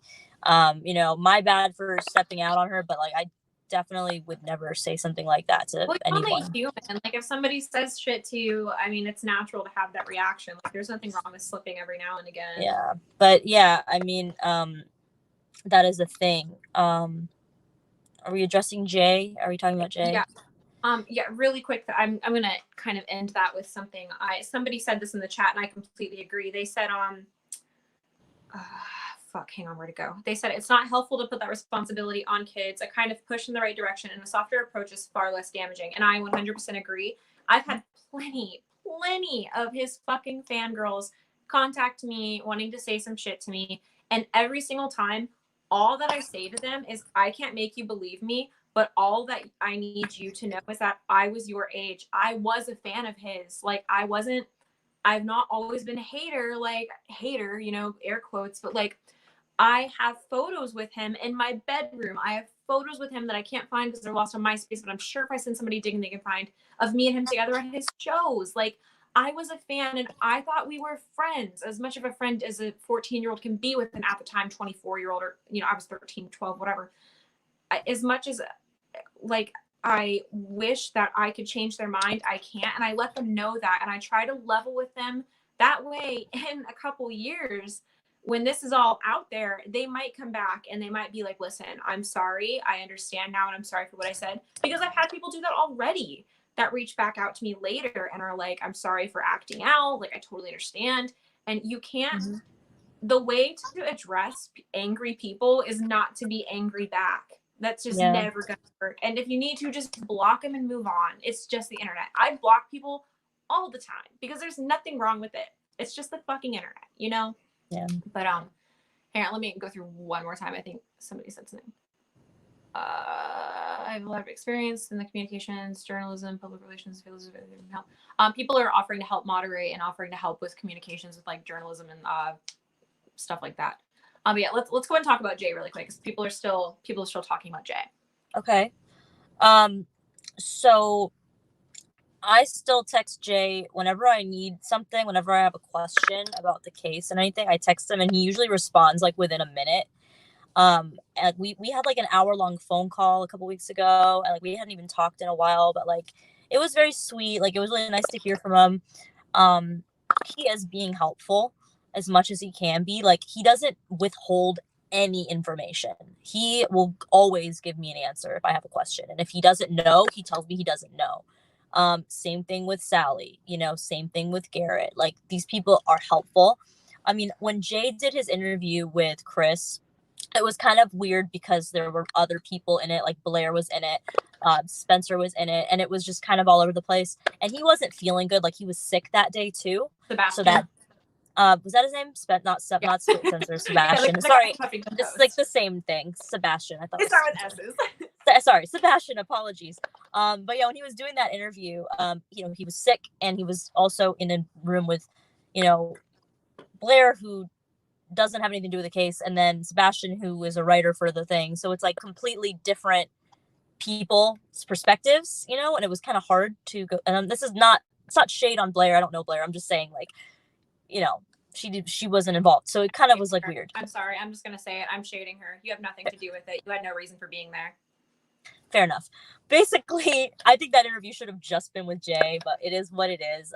You know, so he even said that, like, it was kind of awkward because he didn't really know like how to talk about things. You know, he might do another interview soon. I've sent him to a different content creator and I said, hey, if you're going to speak to somebody, speak to this person. Or I know that if he wanted to do another one with Chris would gladly have him back on for sure. It's not necessary for him to do another interview, but just know that, you know, he is trying his best to help. You know, and if he did witness some things back then, you know, and he hasn't talked about it, like, obviously that's unfortunate. But I try to remember the fact that, you know, Jay is only a year older than me. And, you know, when we did that tour together, we were teenagers. You know, I was 17, he was 18. And, you know, he was a fan. He was a fan of Blood on the Dance Floor before he ever joined. And then he joins this band that he's a fan of and then goes on tour. And the band's already known at this point. And he just kind of gets sucked into that, you know? So he was very much groomed. And I do think a lot of the time I feel that he was a victim. I really feel that way. I think that there's certain things that if he saw it, I agree that he should come forward about that if he did see something. He's assured me that he hasn't ever seen anything, and he's explained why that is, and so is Sally. But, you know, we can't control everybody's brains. Like, some people might not remember things. That's honestly a thing. Like, some people just don't remember some shit. But yeah, I really don't think Jay kind of grew up with Dahvie because he was so young when he entered that scene, and he was so impressionable. People think like, oh, he was 18, he was an adult. I'm sorry, but if you are over 21, and do you look at yourself when you were 18 and think of yourself as an adult? Because I certainly don't. Legally on paper, yeah.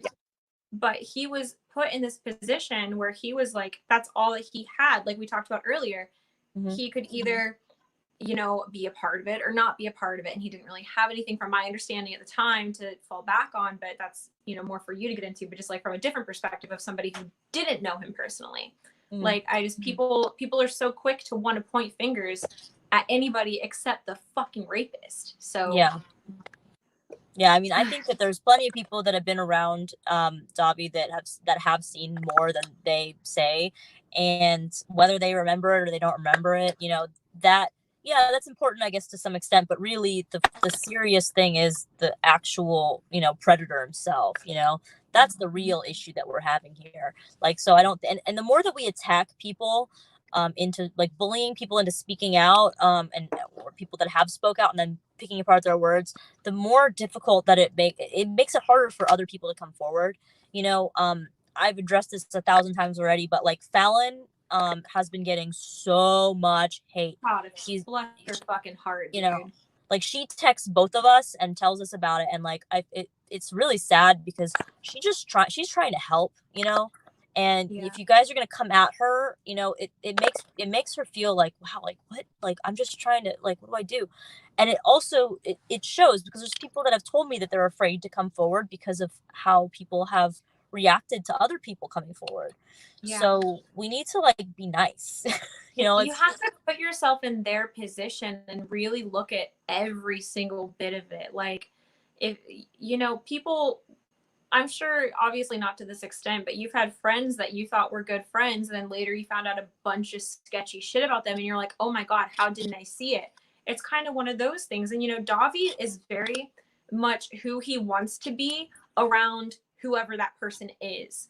Like, who he was in front of Fallon is not who he was in front of Jay. Who was in front of Jay is not who he was in front of Mal. Who was in front of Mal is not who he was in front of me. Like, he is so, like, it has this way to convince people. And that's what I feel like people think we're all just, like, bullshitting whenever everybody says this. But every single person can attest to the fact that he is so goddamn manipulative and like charming in a really gross way. Like, I don't want to give him any credit or respect, but he's likable. When you meet him, he's a very likable person. Like, genuinely, he's a likable guy. And then you see it on your own, you know?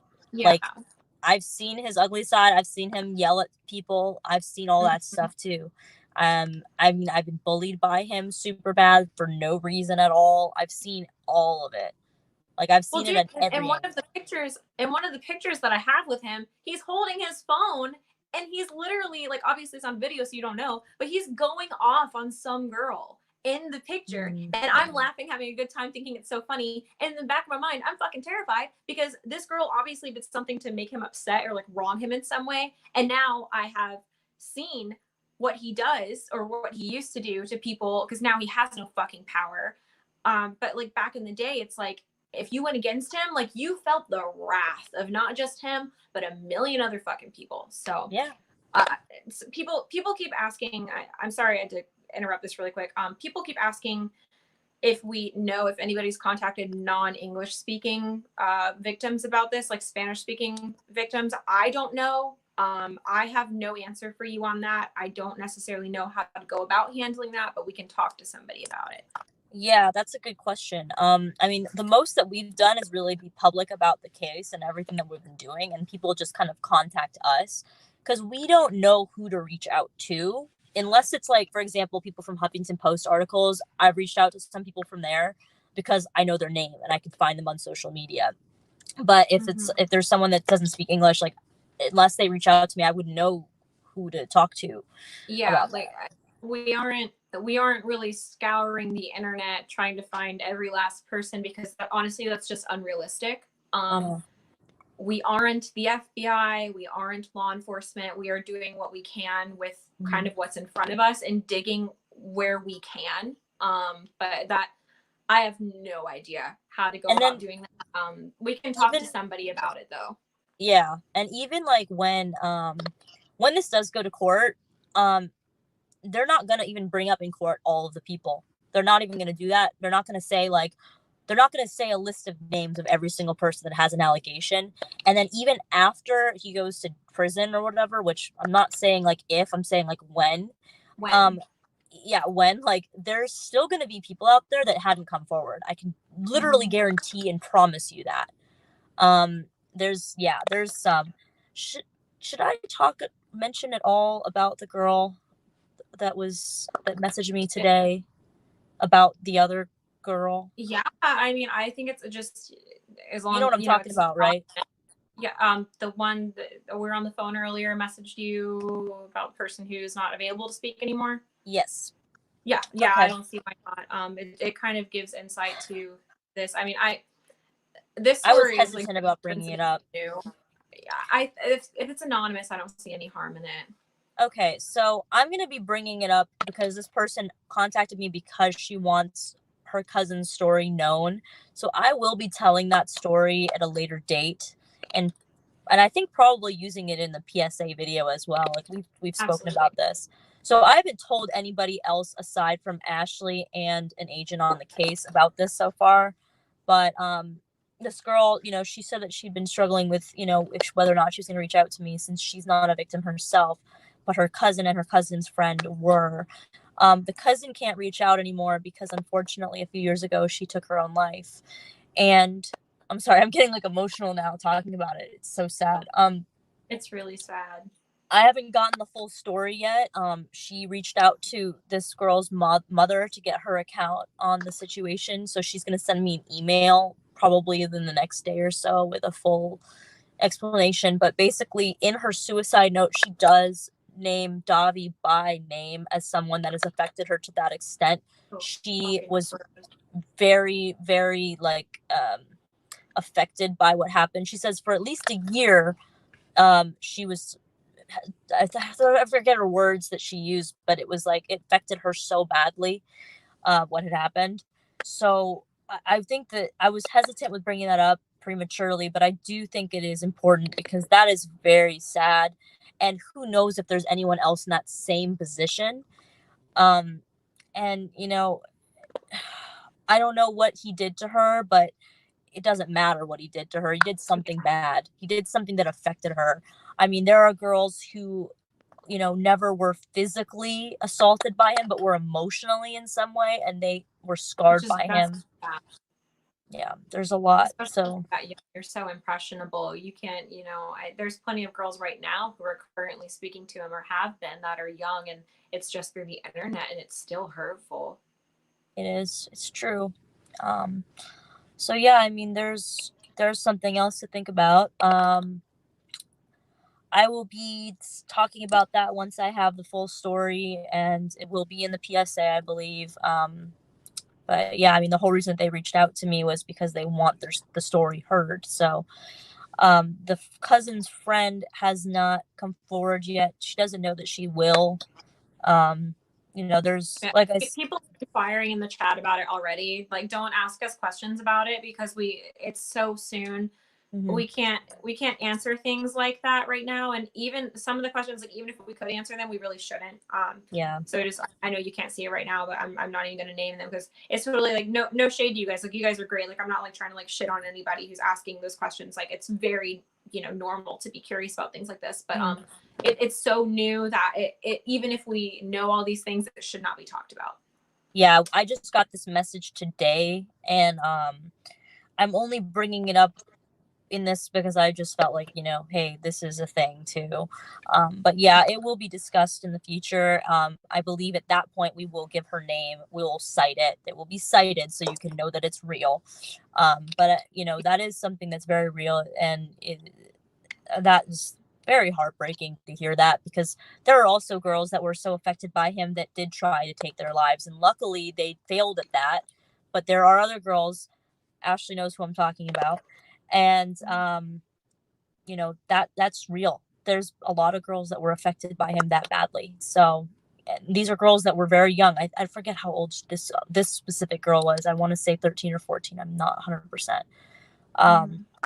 Another girl wrote me today, and she was 9 when she first started speaking to him. I don't know, but yeah, there's a lot. Dude, God, what the fuck? Yeah. So it's so sad, and there's just it's hard not to get angry when you learn about situations like that, and situations like that specifically make it easier to get angry at the kids who are trying to shit on people or trying to shit on us for it. But it's so sensitive, man. Like, there's so many layers to this. Like, every single week we find something else that can be added to it. Like, right when we thought we were scraping the surface of one thing, there's like 5 other things below it, and it's just, this man is just truly, truly fucking evil. And it's every day I'm like amazed by what I find out. Like, every single day there's new information. There's been new information since we've been on this call, I can guarantee it. Even when I was just getting ready, like, to get on this, I got messages that I saw the previews of, and I was like, oh, that's useful, and that's serious business. Well, my phone's gonna die soon, so we should probably wrap this up anyway, huh? Oh God, yeah. Well, there's I think a good note to end this on is, somebody asked us in the Instagram questions earlier, has it been surreal or like a great or like an eye-opening experience now that we've kind of gone through all this? Let me find the exact question so I can. Let me see what happens if I try plugging my phone in, if it works. I don't know if it'll take away, so hold on. Can anybody hear me? Yes. You can hear me? Yes. Oh, wow. I could have had my phone charging this whole time. What the? Okay. Okay, boomer. We can go a little bit longer now. We can go a little bit longer, guys. Okay, cool. That's good to know. The last question from like Instagram that I will talk about, and then we can take chat questions specifically if you guys want to, or if you want to. I don't know if you're in any rush to get out of here. No, I'm fine. Pressure. No pressure. There's only 160 something people wanting to listen to us. Somebody asked us earlier, and I thought this was a really good question. It says, is this feeling surreal for you guys now that this is all happening? A little bit. I mean, try to think about it. Like, all right, I word it like this sometimes. Like, when you're in it, you're like, oh, you're so used to it now. But like, I wake up in the morning and I look at my phone and I have FBI calling me. And then the next morning I wake up and I have Chris Hansen calling me. And I'm like, what is my life right now? Like, what? Who am I? It's surreal. It's crazy. And then just the fact that this is coming to light and this is finally being discussed is blowing my mind, because it's taken way too long. So yeah, definitely surreal. I think that it's something yeah, for sure. Because I'm very open about how at the time I didn't quite realize, like I knew it was wrong, but I didn't quite realize the extent of it. And like, it's always been this thing in the back of my head where I'm like, you know, he was doing this to me and somebody else in my town at the time. And I hear about all these other stories. Like there's a ton of girls that he does this to, but to actually have those girls talk to you and to have more and more girls talk to you about it. And then there's a bunch of other people talking to other people about it. It's like, wow, like this is a real thing. Like I always knew that when it came out, it would blow up, but like, holy shit, like you can never mentally prepare yourself for something like that. And I think overall it's been a very good, surreal experience. Like almost none of this has been quite negative. And even if this is going to maybe sound weird, but like, even if for some reason, which I 100% think that this will work out, even if it didn't, I could be happy going to sleep at night knowing that I said something about it and I would not give up on it, you know? Same. I don't know. It's fucking insane. And now we have this like awesome group of friends now that we never knew before. I know, you guys gotta all come to Florida so I can take you to Disney. It's easy for me since I'm from there too, so it works out. We're going to Disney. Catch us at Disney. Someone made another thing to sign to get Dahvie out of prison to stop swerves. Okay, listen. Oh, the petitions? There's 2 of them. These petitions are fucking useless. Like, yeah, it's stupid. Dude, you can't make a petition about Dahvie being innocent. That doesn't make him innocent. That doesn't make people shut up. Like, there's so like funny. First of all, when you type in Dahvie's name on change.org, almost all of the results are people trying to ban him from playing in certain cities or trying to ban him and like make him go to jail. Yeah. You can't make a petition called Dahvie is innocent and then sign this petition to stop people from saying bad things about him. Bitch, I'm just gonna say it louder. Yeah, it doesn't do anything. So don't even worry about it. It's like, you got me. It's like not even worth like talking about to police. No. Like I'll probably bring it up tomorrow on the phone and he'll laugh. Just be like, hey, you want to laugh about something real quick? Let me tell you this thing. He's gonna laugh about it. But like that's not. Yeah, it's not a thing. So don't worry about that. Like, oh, you got me. I gotta stop talking now. Like, no, bitch. Like, oh god. This isn't like, it's not like a fucking curse where if a certain amount of people sign it, all of a sudden we go to talk about it and it's like we're mute every time we say his name. Like, what do you think is gonna happen? Nah, nothing. Anything. I was gonna bring that up, but that's funny.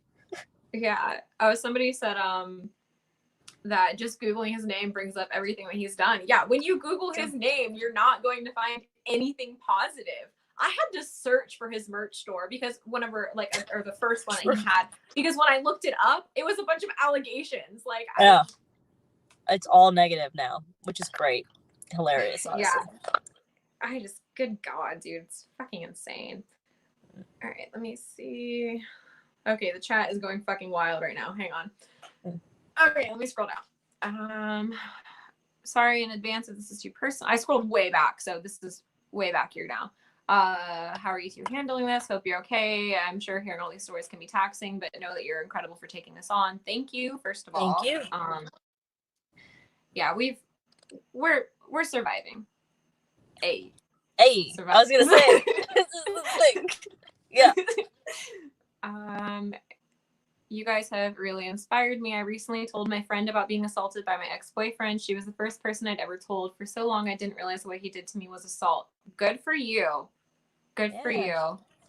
And I'm happy that you've been able. That is like the most like satisfying thing, is being told that,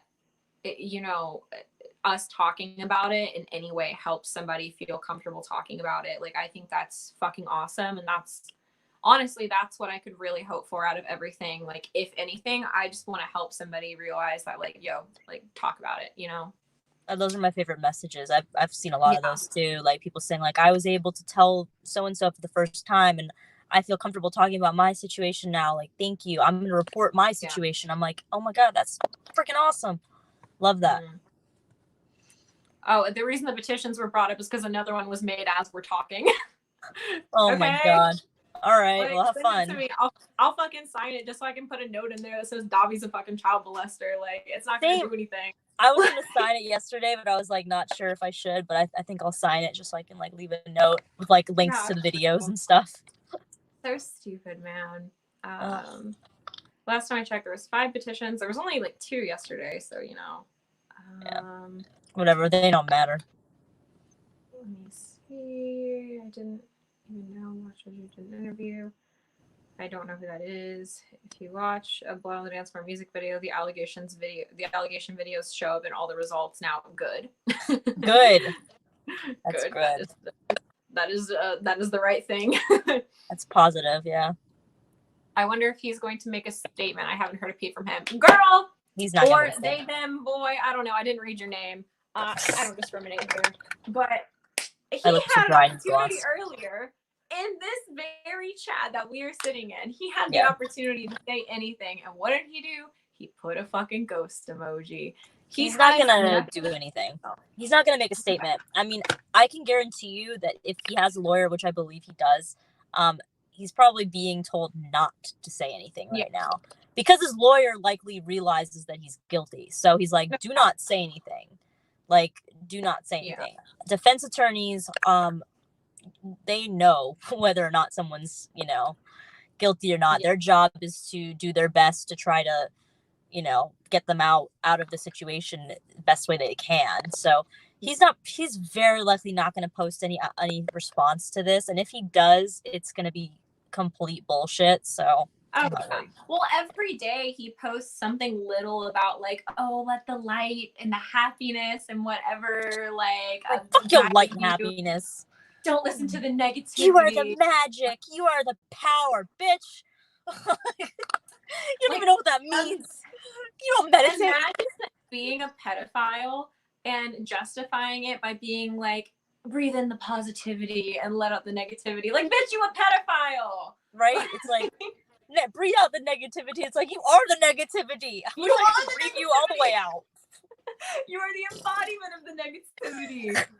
Yeah, it's just not. Someone said they love our energy. Thanks. This is literally, we get on the phone like every day and this is what happens. What happens? You should have heard our phone call earlier. It was really funny. Oh my God. So funny, dude. I put her on speaker now and like my fiance will join in and we just have mean conversations. The friendships between you survivors is so beautiful. Thank you. Oh, thank you. All this stuff definitely helped me realize what happened to me was wrong. I also came up to my best friend about being assaulted. You guys are doing God's work. Love you two so much. Oh, I love you. He must be rallying up his limited fans out of fear. Girl, you got it. That's exactly what he's doing. Yep. He's just trying to do all these. He's trying to do all these sales so they can save up for like bail money and stuff. That's really what's going on. Exactly. He's scamming all these people out of money and like just not sending them shit because once it's in his bank account, it's technically his money, I guess. But I don't know. That's a whole different situation. I don't know the legality of, but talk to. He tried to claim Jay that he paid Jay $100,000 in 2014. For the taxes, and then Jay had to say no. Like, I was not paid that much money. I was probably owed that much money, but I never wasn't paid that. So yeah, it's bullshit. Also, a band of that level does not make $100,000 a year. No, it's just they don't. Mm-mm. Wow, so intelligent of him. Big brain, big wig. That's why his hair's so big. It's full of secrets. It's full of deception. It's full of deception. And he also put in Shannon had a live chat today. Somebody said that he put in Shannon's chat that he had her address. Okay, we have your address too. Yeah, we have your address too. Also, if you have his address, please don't post it. I've already messaged a couple people to not post it or to take it down. I get that we all hate him and stuff, but like, let's not post his address. We all know his address. I know where he lives. Yeah. Like, it's not an issue. Yeah, I was literally like 10 minutes from his house when I was at somebody's house the other day because they live in the same town. I was like, oh yeah, he lives right over there. Because we were talking about it even, and they were like, oh, he lives right there. And I'm like, yeah. Okay, let me see. Trust me, I wish I could do a drive-by and like egg his house, but I'm not gonna do it. My thing is like, I don't want to harass his family too. And like, people don't realize like, if you go to his house or if you like mess with him, you're also messing with whoever else lives there. And he does live with his mom now. I cannot speak for his mother. I've never met his mother, but you really shouldn't be bothering anybody's family. His mom is probably paying for the lawyer. To be honest, she's protecting him. What's been said by others. I can't deny or confirm that because I don't know. Well, she comments on she has an Instagram. There's no photo on it, but she comments on his stuff and says like, "I'm so proud of you, son." Like, she's in denial too, but she's a mom. She loves she loves her kid. Someone asked if we're going to talk about Jeffree Star. I have no interest in talking about that. But if you want to, by all means. I have no further comments. If you want comments on Jeffree Star, go search his name on my Twitter, and I've said it all there. Yeah, I don't really think there's nothing. We've both talked about Jeffree enough about this. I don't think it's worth anything. Like, I'm not a big Jeffree fan, but I just don't think it's worth discussing. He's not the issue here. It's really just not about him.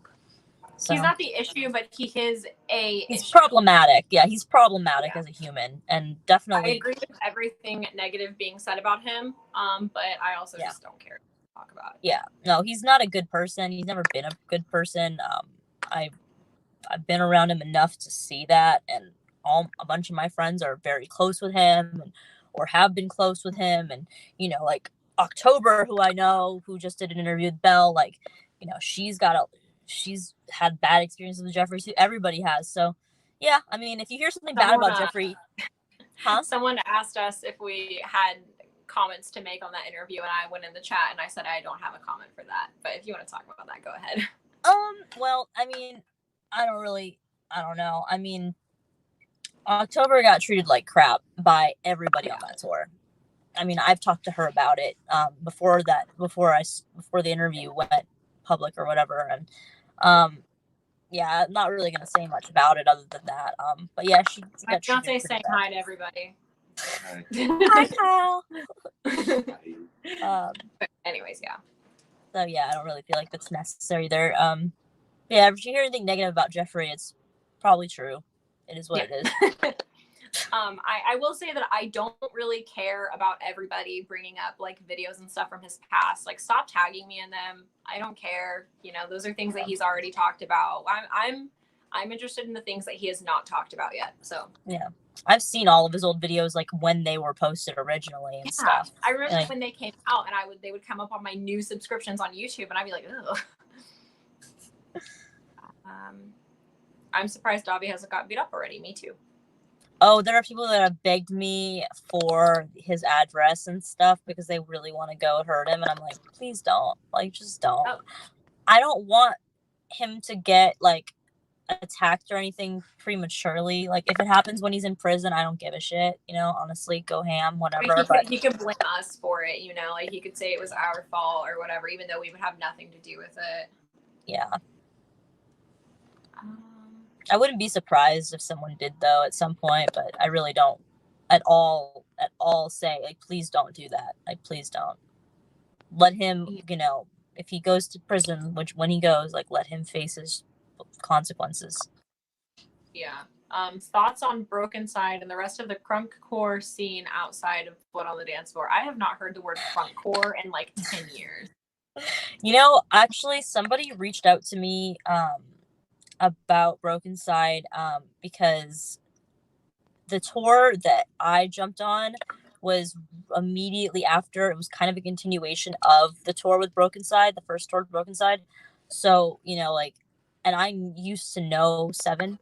And so I said, well, hey, like, if you feel like reaching out to Seven, tell him that that I would like to speak to him, and that it's about this, and this person sent the message to him, and I never got a message from Seven. So I don't know. I really don't know that it's important to hear from them, to be very honest. If they want to reach out and speak, then absolutely we'll listen. But it kind of goes back to, like, we can keep asking people to tell their stories, but if they don't have like proof to back it up, then it kind of doesn't really hold up in a court of law. So there's almost no point. I think that's where the drama aspect of everything comes in, because people want to hear more. They want to hear more information about it. They want to hear other people's perspectives. Because I know personally with me, if I'm following like drama or a scandal on YouTube, I want to hear everybody's perspectives. I want to hear everybody's stories. And when people aren't commenting, I'm like, oh, I wish I could hear from them. But like, realistically, with this being such an intense investigation, like, it's really not that important. If they do come out about it, they come out about it, and that's great. But yeah. People keep asking me about, like, or people not even asking me, but people keep posting in comments a lot about like certain people, like, oh, talk to this person, talk to that person, and it's like it doesn't matter unless they have something to say. Like I've already reached out to Dahvie Suicide and his bandmates, and none of them have seen anything. They just said like I never actually saw an illegal act like at all. So that's their comment. It's because he wasn't just like out there doing it in front of people, and that's what people are. Well, somebody had to have seen something, and it's like, you know, I know you had your experience where you walked in on him receiving oral from somebody, but like you don't like your instinct when you walk in on somebody performing some type of sexual act is to be like, oh God, and shut the door. You know? That's like, what I did. To be like, hey, what y'all doing? It's like, hey, how y'all doing? I mean, take it from me, as someone who's been on, you know, multiple tours and stuff. When you're on tour, you don't always hang out with everybody. I like, for example, I did this one tour in 2015, and it was a big tour. Like there were butcheries in this moment. It was butcheries in this moment, Upon a Burning Body, and oh my God, I can't remember their name right now. They're so gonna be mad at me if I don't mention their name. But there were 4 bands on this tour, and I didn't hang out with anybody. I was talking in passing to members of the other bands and like tour managers, because I was a tour manager, so we have to talk to each other. But I pretty much just stuck with myself, and occasionally, like on off days, we would go eat like together sometimes, like one of us would. But really, you don't hang out with everybody on tour all the time. You usually want to do your own thing, or you want to have alone time. So that's a thing to keep in mind. I think it's a little bit more difficult on Warped Tour because everyone's in everyone's business on Warped Tour, because it's a festival every day. But for the most part, you don't see everyone every day. You don't see everything that they're doing. It's really hard to explain. But yeah, I can tell you from my own experience of being a touring person that sometimes you see everyone's business, sometimes you don't. But especially when you're in a bus band, when you're a bus touring band, that's a different story. Yeah. So I think it's important to remember that a lot of the people who lived with him have made public statements and interviews saying that even when they lived with him or were in the same house as him, he kept everybody kind of separate and away from each other. Like he just had a way of organizing it, from my understanding, to where people weren't necessarily able to talk about anything without him being right there. Yeah. I was not there for that, so I'm not saying that that's 100% truth or anything, but that's just what I've noticed as a common theme among some people's stories. Let me see. People are like, who the hell is Seven? Seven was the singer of Broken Side. His name's David, I think. I don't know. I remember the video of him exposing himself to fans circulating and wondered why that was never deemed important enough to force him to register as a sex offender. I completely agree with you. I feel as though that is, you know, indecent exposure, and that can make you obviously a fucking sex offender. But I don't know the legalities of that, with it being old footage, if they can do anything with that. I think, did you say something about that earlier? No. Yeah, like the people have it, like the right people do have that, but there's nothing that they can. They said to me specifically, there's nothing I can do with this. So when there's footage like that, no. Like if you have text receipts, contact back and forth with him, and he's saying something inappropriate or asking something of you inappropriately, that is evidence. That is 100% evidence. You can absolutely send that in. Please do. But yeah.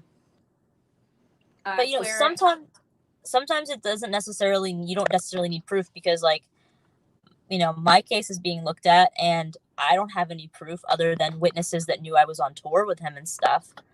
But you know, they're still taking my thing seriously, so that's a positive. Yeah. Claire wants to know how your root canal is doing. Oh my God, yo, it sucks. I keep doing that with my tongue. They like cut or scraped up my gum, and it hurts, and my cheek hurts, and I can't eat cookies, and it's not cool. Oh, not the cookies. I can't eat anything. I could just eat like mashed potatoes. All I ate today was grits and an iced coffee. I remember when I got my wisdom teeth taken out, they like scratched the sides of my mouth, like not even just the corners of my mouth, but like the skin down here. And I was like, bitch, what the fuck? Edwin says it's really cool to hear y'all saying that and emphasizing the importance of evidence, even if it's just screenshots and stuff. And that's something that I will continue to, that was the whole point of this, is like, you know, you guys have to submit actual evidence, and you have to understand what is considered evidence and what is not considered evidence. And unfortunately, a lot of the things that you would consider personally to be evidence is not in a court of law. Yeah. But so, it's really important. Yeah, just like go over it again. If you have a video of you on stage grinding up against him, that is not evidence. If you have a text message, conversation, screenshot of something inappropriate between him and you when you were underage, that is evidence. If he flew you out at any point, that's the thing. If he paid for your flight or booked your flight when you were underage, that is evidence. Let me know, please. That can be researched. That is something that counts here. There's a lot of little things. If you were from Florida and had an interaction, like a sexual assault encounter with him, and you lived in Florida at the time or whatever, send that in, because that can be used. I can't explain why it can be used, but that can be used. There's certain things that can be used and certain things that can't be used. It's weird. If you have something that you're like on the fence about, you can send it in to us and we can tell you yes or no. But just be aware that we're not turning anyone away at all. Yeah. We're really not. And we're not discrediting you in any way, shape, or form. But we're just, we want to make sure that it's understood that there are certain things that we can use and there's some that we just can't.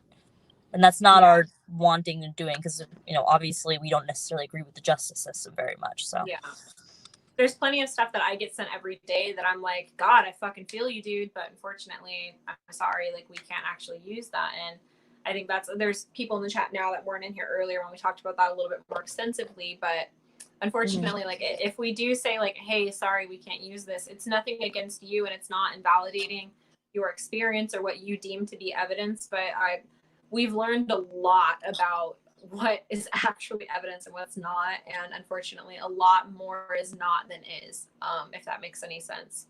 But so let's see, we have been on here for like 2 hours, so we should probably wrap it up soon. But if there's any last minute questions that you guys are just absolutely dying to know, you have about the 30-second delay that we have to respond versus when you actually see it to send it in.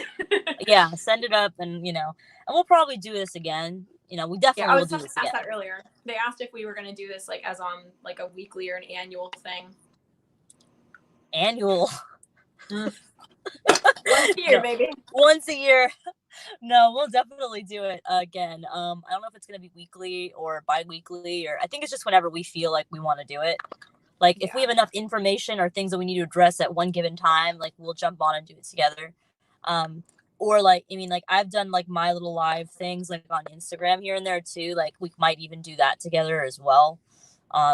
Because, but as far as this method is concerned, we'll do this again. Someone asked, how much evidence do you have in comparison to how much you think you need? We cannot answer that. We don't have enough. We have enough for sure. Like we have a decent amount. When we say enough, we don't mean enough to really get this like tomorrow, because it takes time. And that's one thing people need to understand as well, is that this isn't like in Criminal Minds where this all happens in one day and they get people out there and then it's done. This is something that even when we have all the evidence we fucking need, if somebody sent us a video right now that is blatantly, him doing something inappropriate to them, it's still going to take a minute, because that's just how it works. I don't want to go into detail or elaborate on anything, but we need more. We need more always. Even when we have enough, we still need more. And I think that since we mentioned in the beginning, I'm going to mention it again right now. We need statements. We need statements.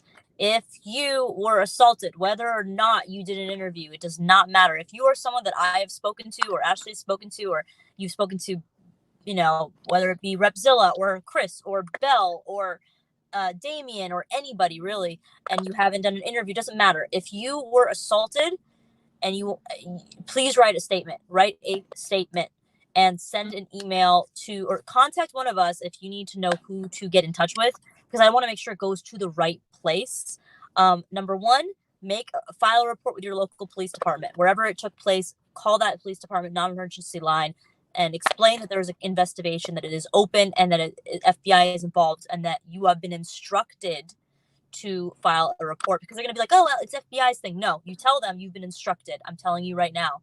And then if you would like to move forward, which I really would appreciate it if you did, send me a message, send Ashley a message, send any of this message. We will give you the proper contact information to send your statement in. And that is the absolute best way that you can help. Okay. And sometimes it might not be something that we can use, but sometimes it will be. So we need more statements. We don't have enough statements. That's the thing that I can say that very openly, that we just do not have enough statements. We need more. Piggybacking off of that, somebody asked, would you encourage people to go to local law enforcement to get an official statement, or is sending it to you appropriate enough? No, that is not enough. You have to, like Mal was just saying, like what gets it? Yeah, both, of course, like send it to us as well. But we can't really submit it for you. You have to do it yourself. Yes. We can pass the message on, but they're just going to ask us to have you send it as well.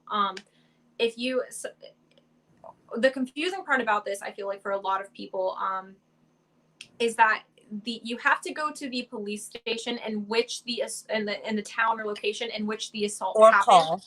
Or call or go in. It doesn't matter. I called. Yeah. So if you're confused on where to go, don't just go to like the closest one to you if that's not the one that was nearest to the place of assault or what have you. You have to file something. You have to, you just have to put, I'm getting like jumbled because we've said this so many times now, but you have to file a report there, and then obviously tell us that you're doing that. And then we can get you in contact with the right people to make a statement too. I can't emphasize enough that interviews are great, but they're not helpful if you aren't doing anything else with them. You have to do it's nice going online and having your story be heard, but that's not evidence. That doesn't help us. That's not a statement. We cannot present a YouTube video as evidence in the court of law. Like, we can't go in there and be like, oh, well, this person had a story, and then be like, okay, where's their statement? Like, we have to have that physically there. Especially because everyone that is coming forward, for the most part, are legal adults, and they need to speak to these people directly. And even younger, kids. A lot of kids get scared because they think like they don't want their parents involved. Unfortunately, like they need to speak to the parents too. Like that is a thing. But if you send me your statement, I can't send this to the agent because he needs to actually speak to you one-on-one about it, and he needs to know, have your information. So we can point you in that direction. Like, if you have questions after this, ask one of us and we can point you in that right direction. It's so important that you follow through with that. And I really just can't emphasize enough that is the important part. Like, it's nice to have your voice out there. That only does so much. Yeah. Well, Edwin just said, and this is something I completely fucking agree with, no statement, no interview.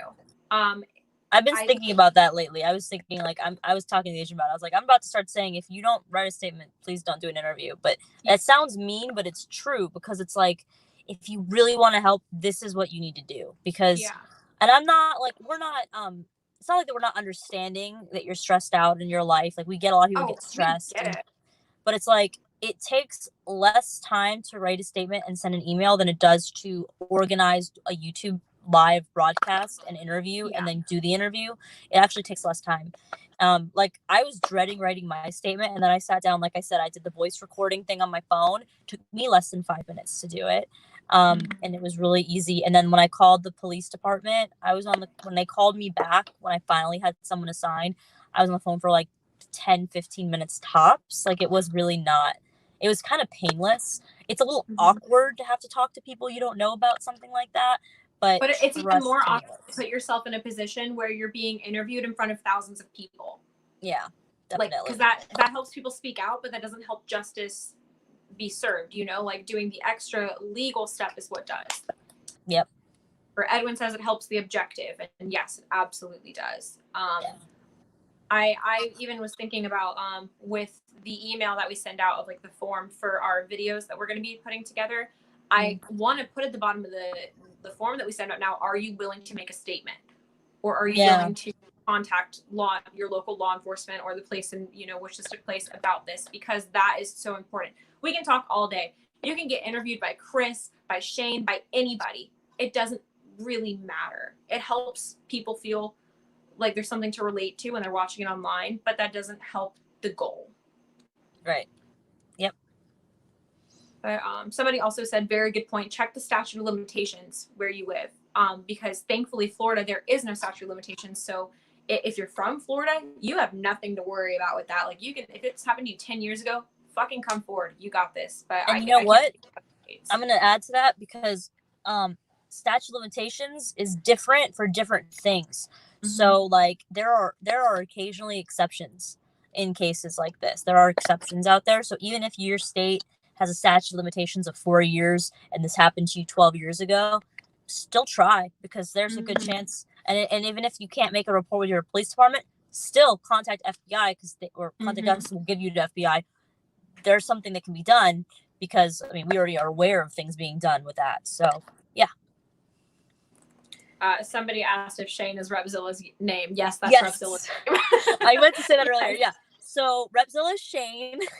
We just call him Shane because we're now friends. Yeah. So it's easier.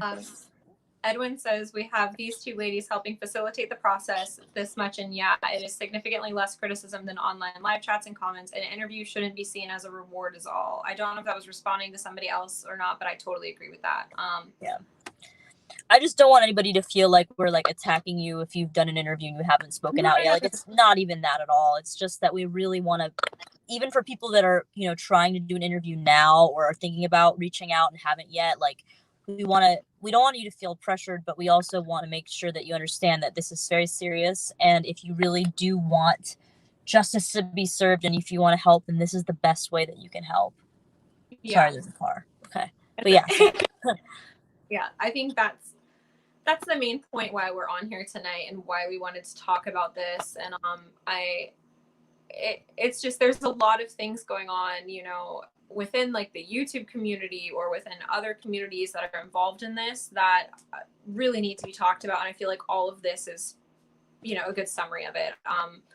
I personally am kind of tired of seeing people do interviews about this, because I feel like we need to kind of reel it in and take it back a little bit, and we need to stop publicizing it as much, because I just feel like eventually it's going to be like too much and it might hurt something. I don't really know how to explain that, but I feel like right now we need to focus on the legalities of everything, and we need to be doing everything that we can for that. Without disrespecting anybody who wants an interview, because I totally get it. You want your voice out there, that's totally fine. You know, I thankfully had my voice out there, Mel had hers out there, and we still do, but that's not the point. And yeah, that's something that I wish that I knew a little bit more about whenever I first had my first interview with Chris.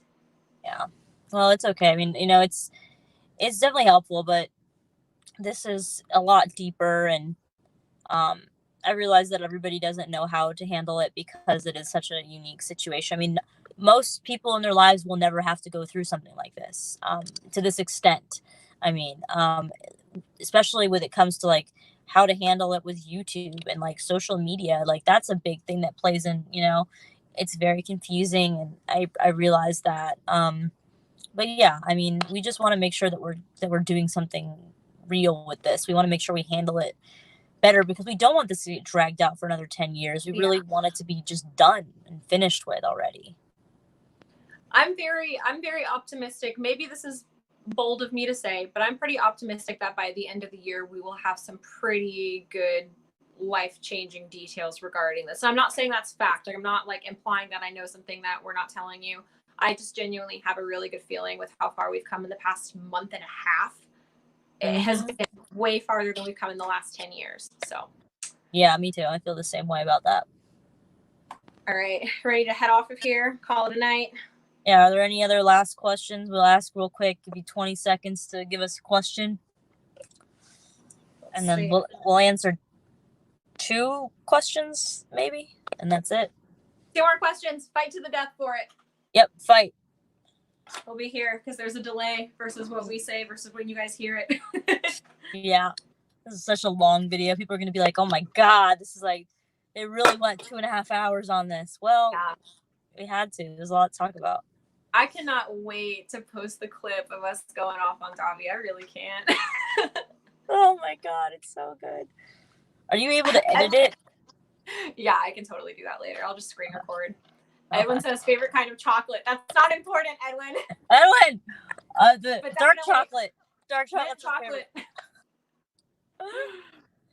Oh, guys, come on. Everybody wants favorite kind of chocolate. I love peppermint mocha, okay? That's my favorite. Guys, I can't eat chocolate right now. Stop. Stop teasing her. You guys are being really Ashley's insensitive. favorite type of chocolate is any kind of chocolate. That is true. I don't know if you heard Kyle's input just then, but he popped in here just to say that I like all chocolate. Yeah, there you go. Someone asked what your lip color is, Mal. Oh God, I don't. Oh, I have it with me. I have it. I have it. It is Anastasia liquid lip in Pure Hollywood, the most popular. It's the Carly Bybel's favorite. Oh, okay. Carly Bybel's favorite. And Kyle has input now all of a sudden. Okay. Oh, that was 2 questions. Sorry, guys. an Really quick. iconic London lip gloss. It's okay. I'm I don't know nervous. what the name is. Come on, Kyle's gonna pop in really quick because I'm making him. So I got stage Ruins fright. it. Hi. Hey, look at his concerned face. He looks so Work that. concerned. that is yeah. That's the last 2 questions. Sorry. All right, I'm out. All Nice right. to see you. Okay, so they're only asking about. Somebody says, really, is that our 2 questions? If you have actual questions, send them now. We've given you 30 seconds. We've given you 20 seconds. Edwin ruined it with the chocolate. Oh, what is it now? 4 questions and then 6? Come on. Is it enough? Send us your Oh my questions. God. You know what, guys? That's a very good positive note to end it on, as some people are saying that in the chat right now. I think we should just end it on the chocolate. I think that's a great note. We love this. We love chocolate. Mal can't have it right now, though, so y'all are rude as hell. I'm gonna go eat some more mashed potatoes and sulk in my bed with my cat. So thanks a lot. Appreciate you. All right, I'm guys. hungry. Well, thank you so much for joining us tonight, and I had a really good time. I'm sure that we will do this again soon. Final thoughts? Final thoughts, Mal? Final thoughts. 2? Man, pressure is on. Okay, final thoughts. Dahvie, go wash your dick. Sorry. I'm sorry. Seriously, do it. Yeah, for real, you probably should do that. Because oh God, you guys just trust me when I say that shit was not good. Andrew Wig, do both of those probably at the same time. I don't know. But yeah, just like go in a lake and just stay there for a month. Like just I don't know. Become an amoeba. Yeah. But no, on a real note, you know, as we've said 1,000 times, if you are somebody in this, you know, who is a sexual assault survivor when it comes to Dahvie Vanity, and you need help with reporting him, anything like that, please reach out to us. We will point you in the right direction. We'll help you out with that. If you want to be in our PSA video, send a direct message either on Twitter or Instagram to Ashley or myself. You want to shout out your social media for that? Yeah. My Instagram handle is just Ashlee Lillie, but my Twitter handle is Ashlee Lillie with an X at the end. If you go to the other one, it's a Twitter that I cannot delete. That is from like 2012. Do not message me on there. I will not get it. So, oh, go ahead.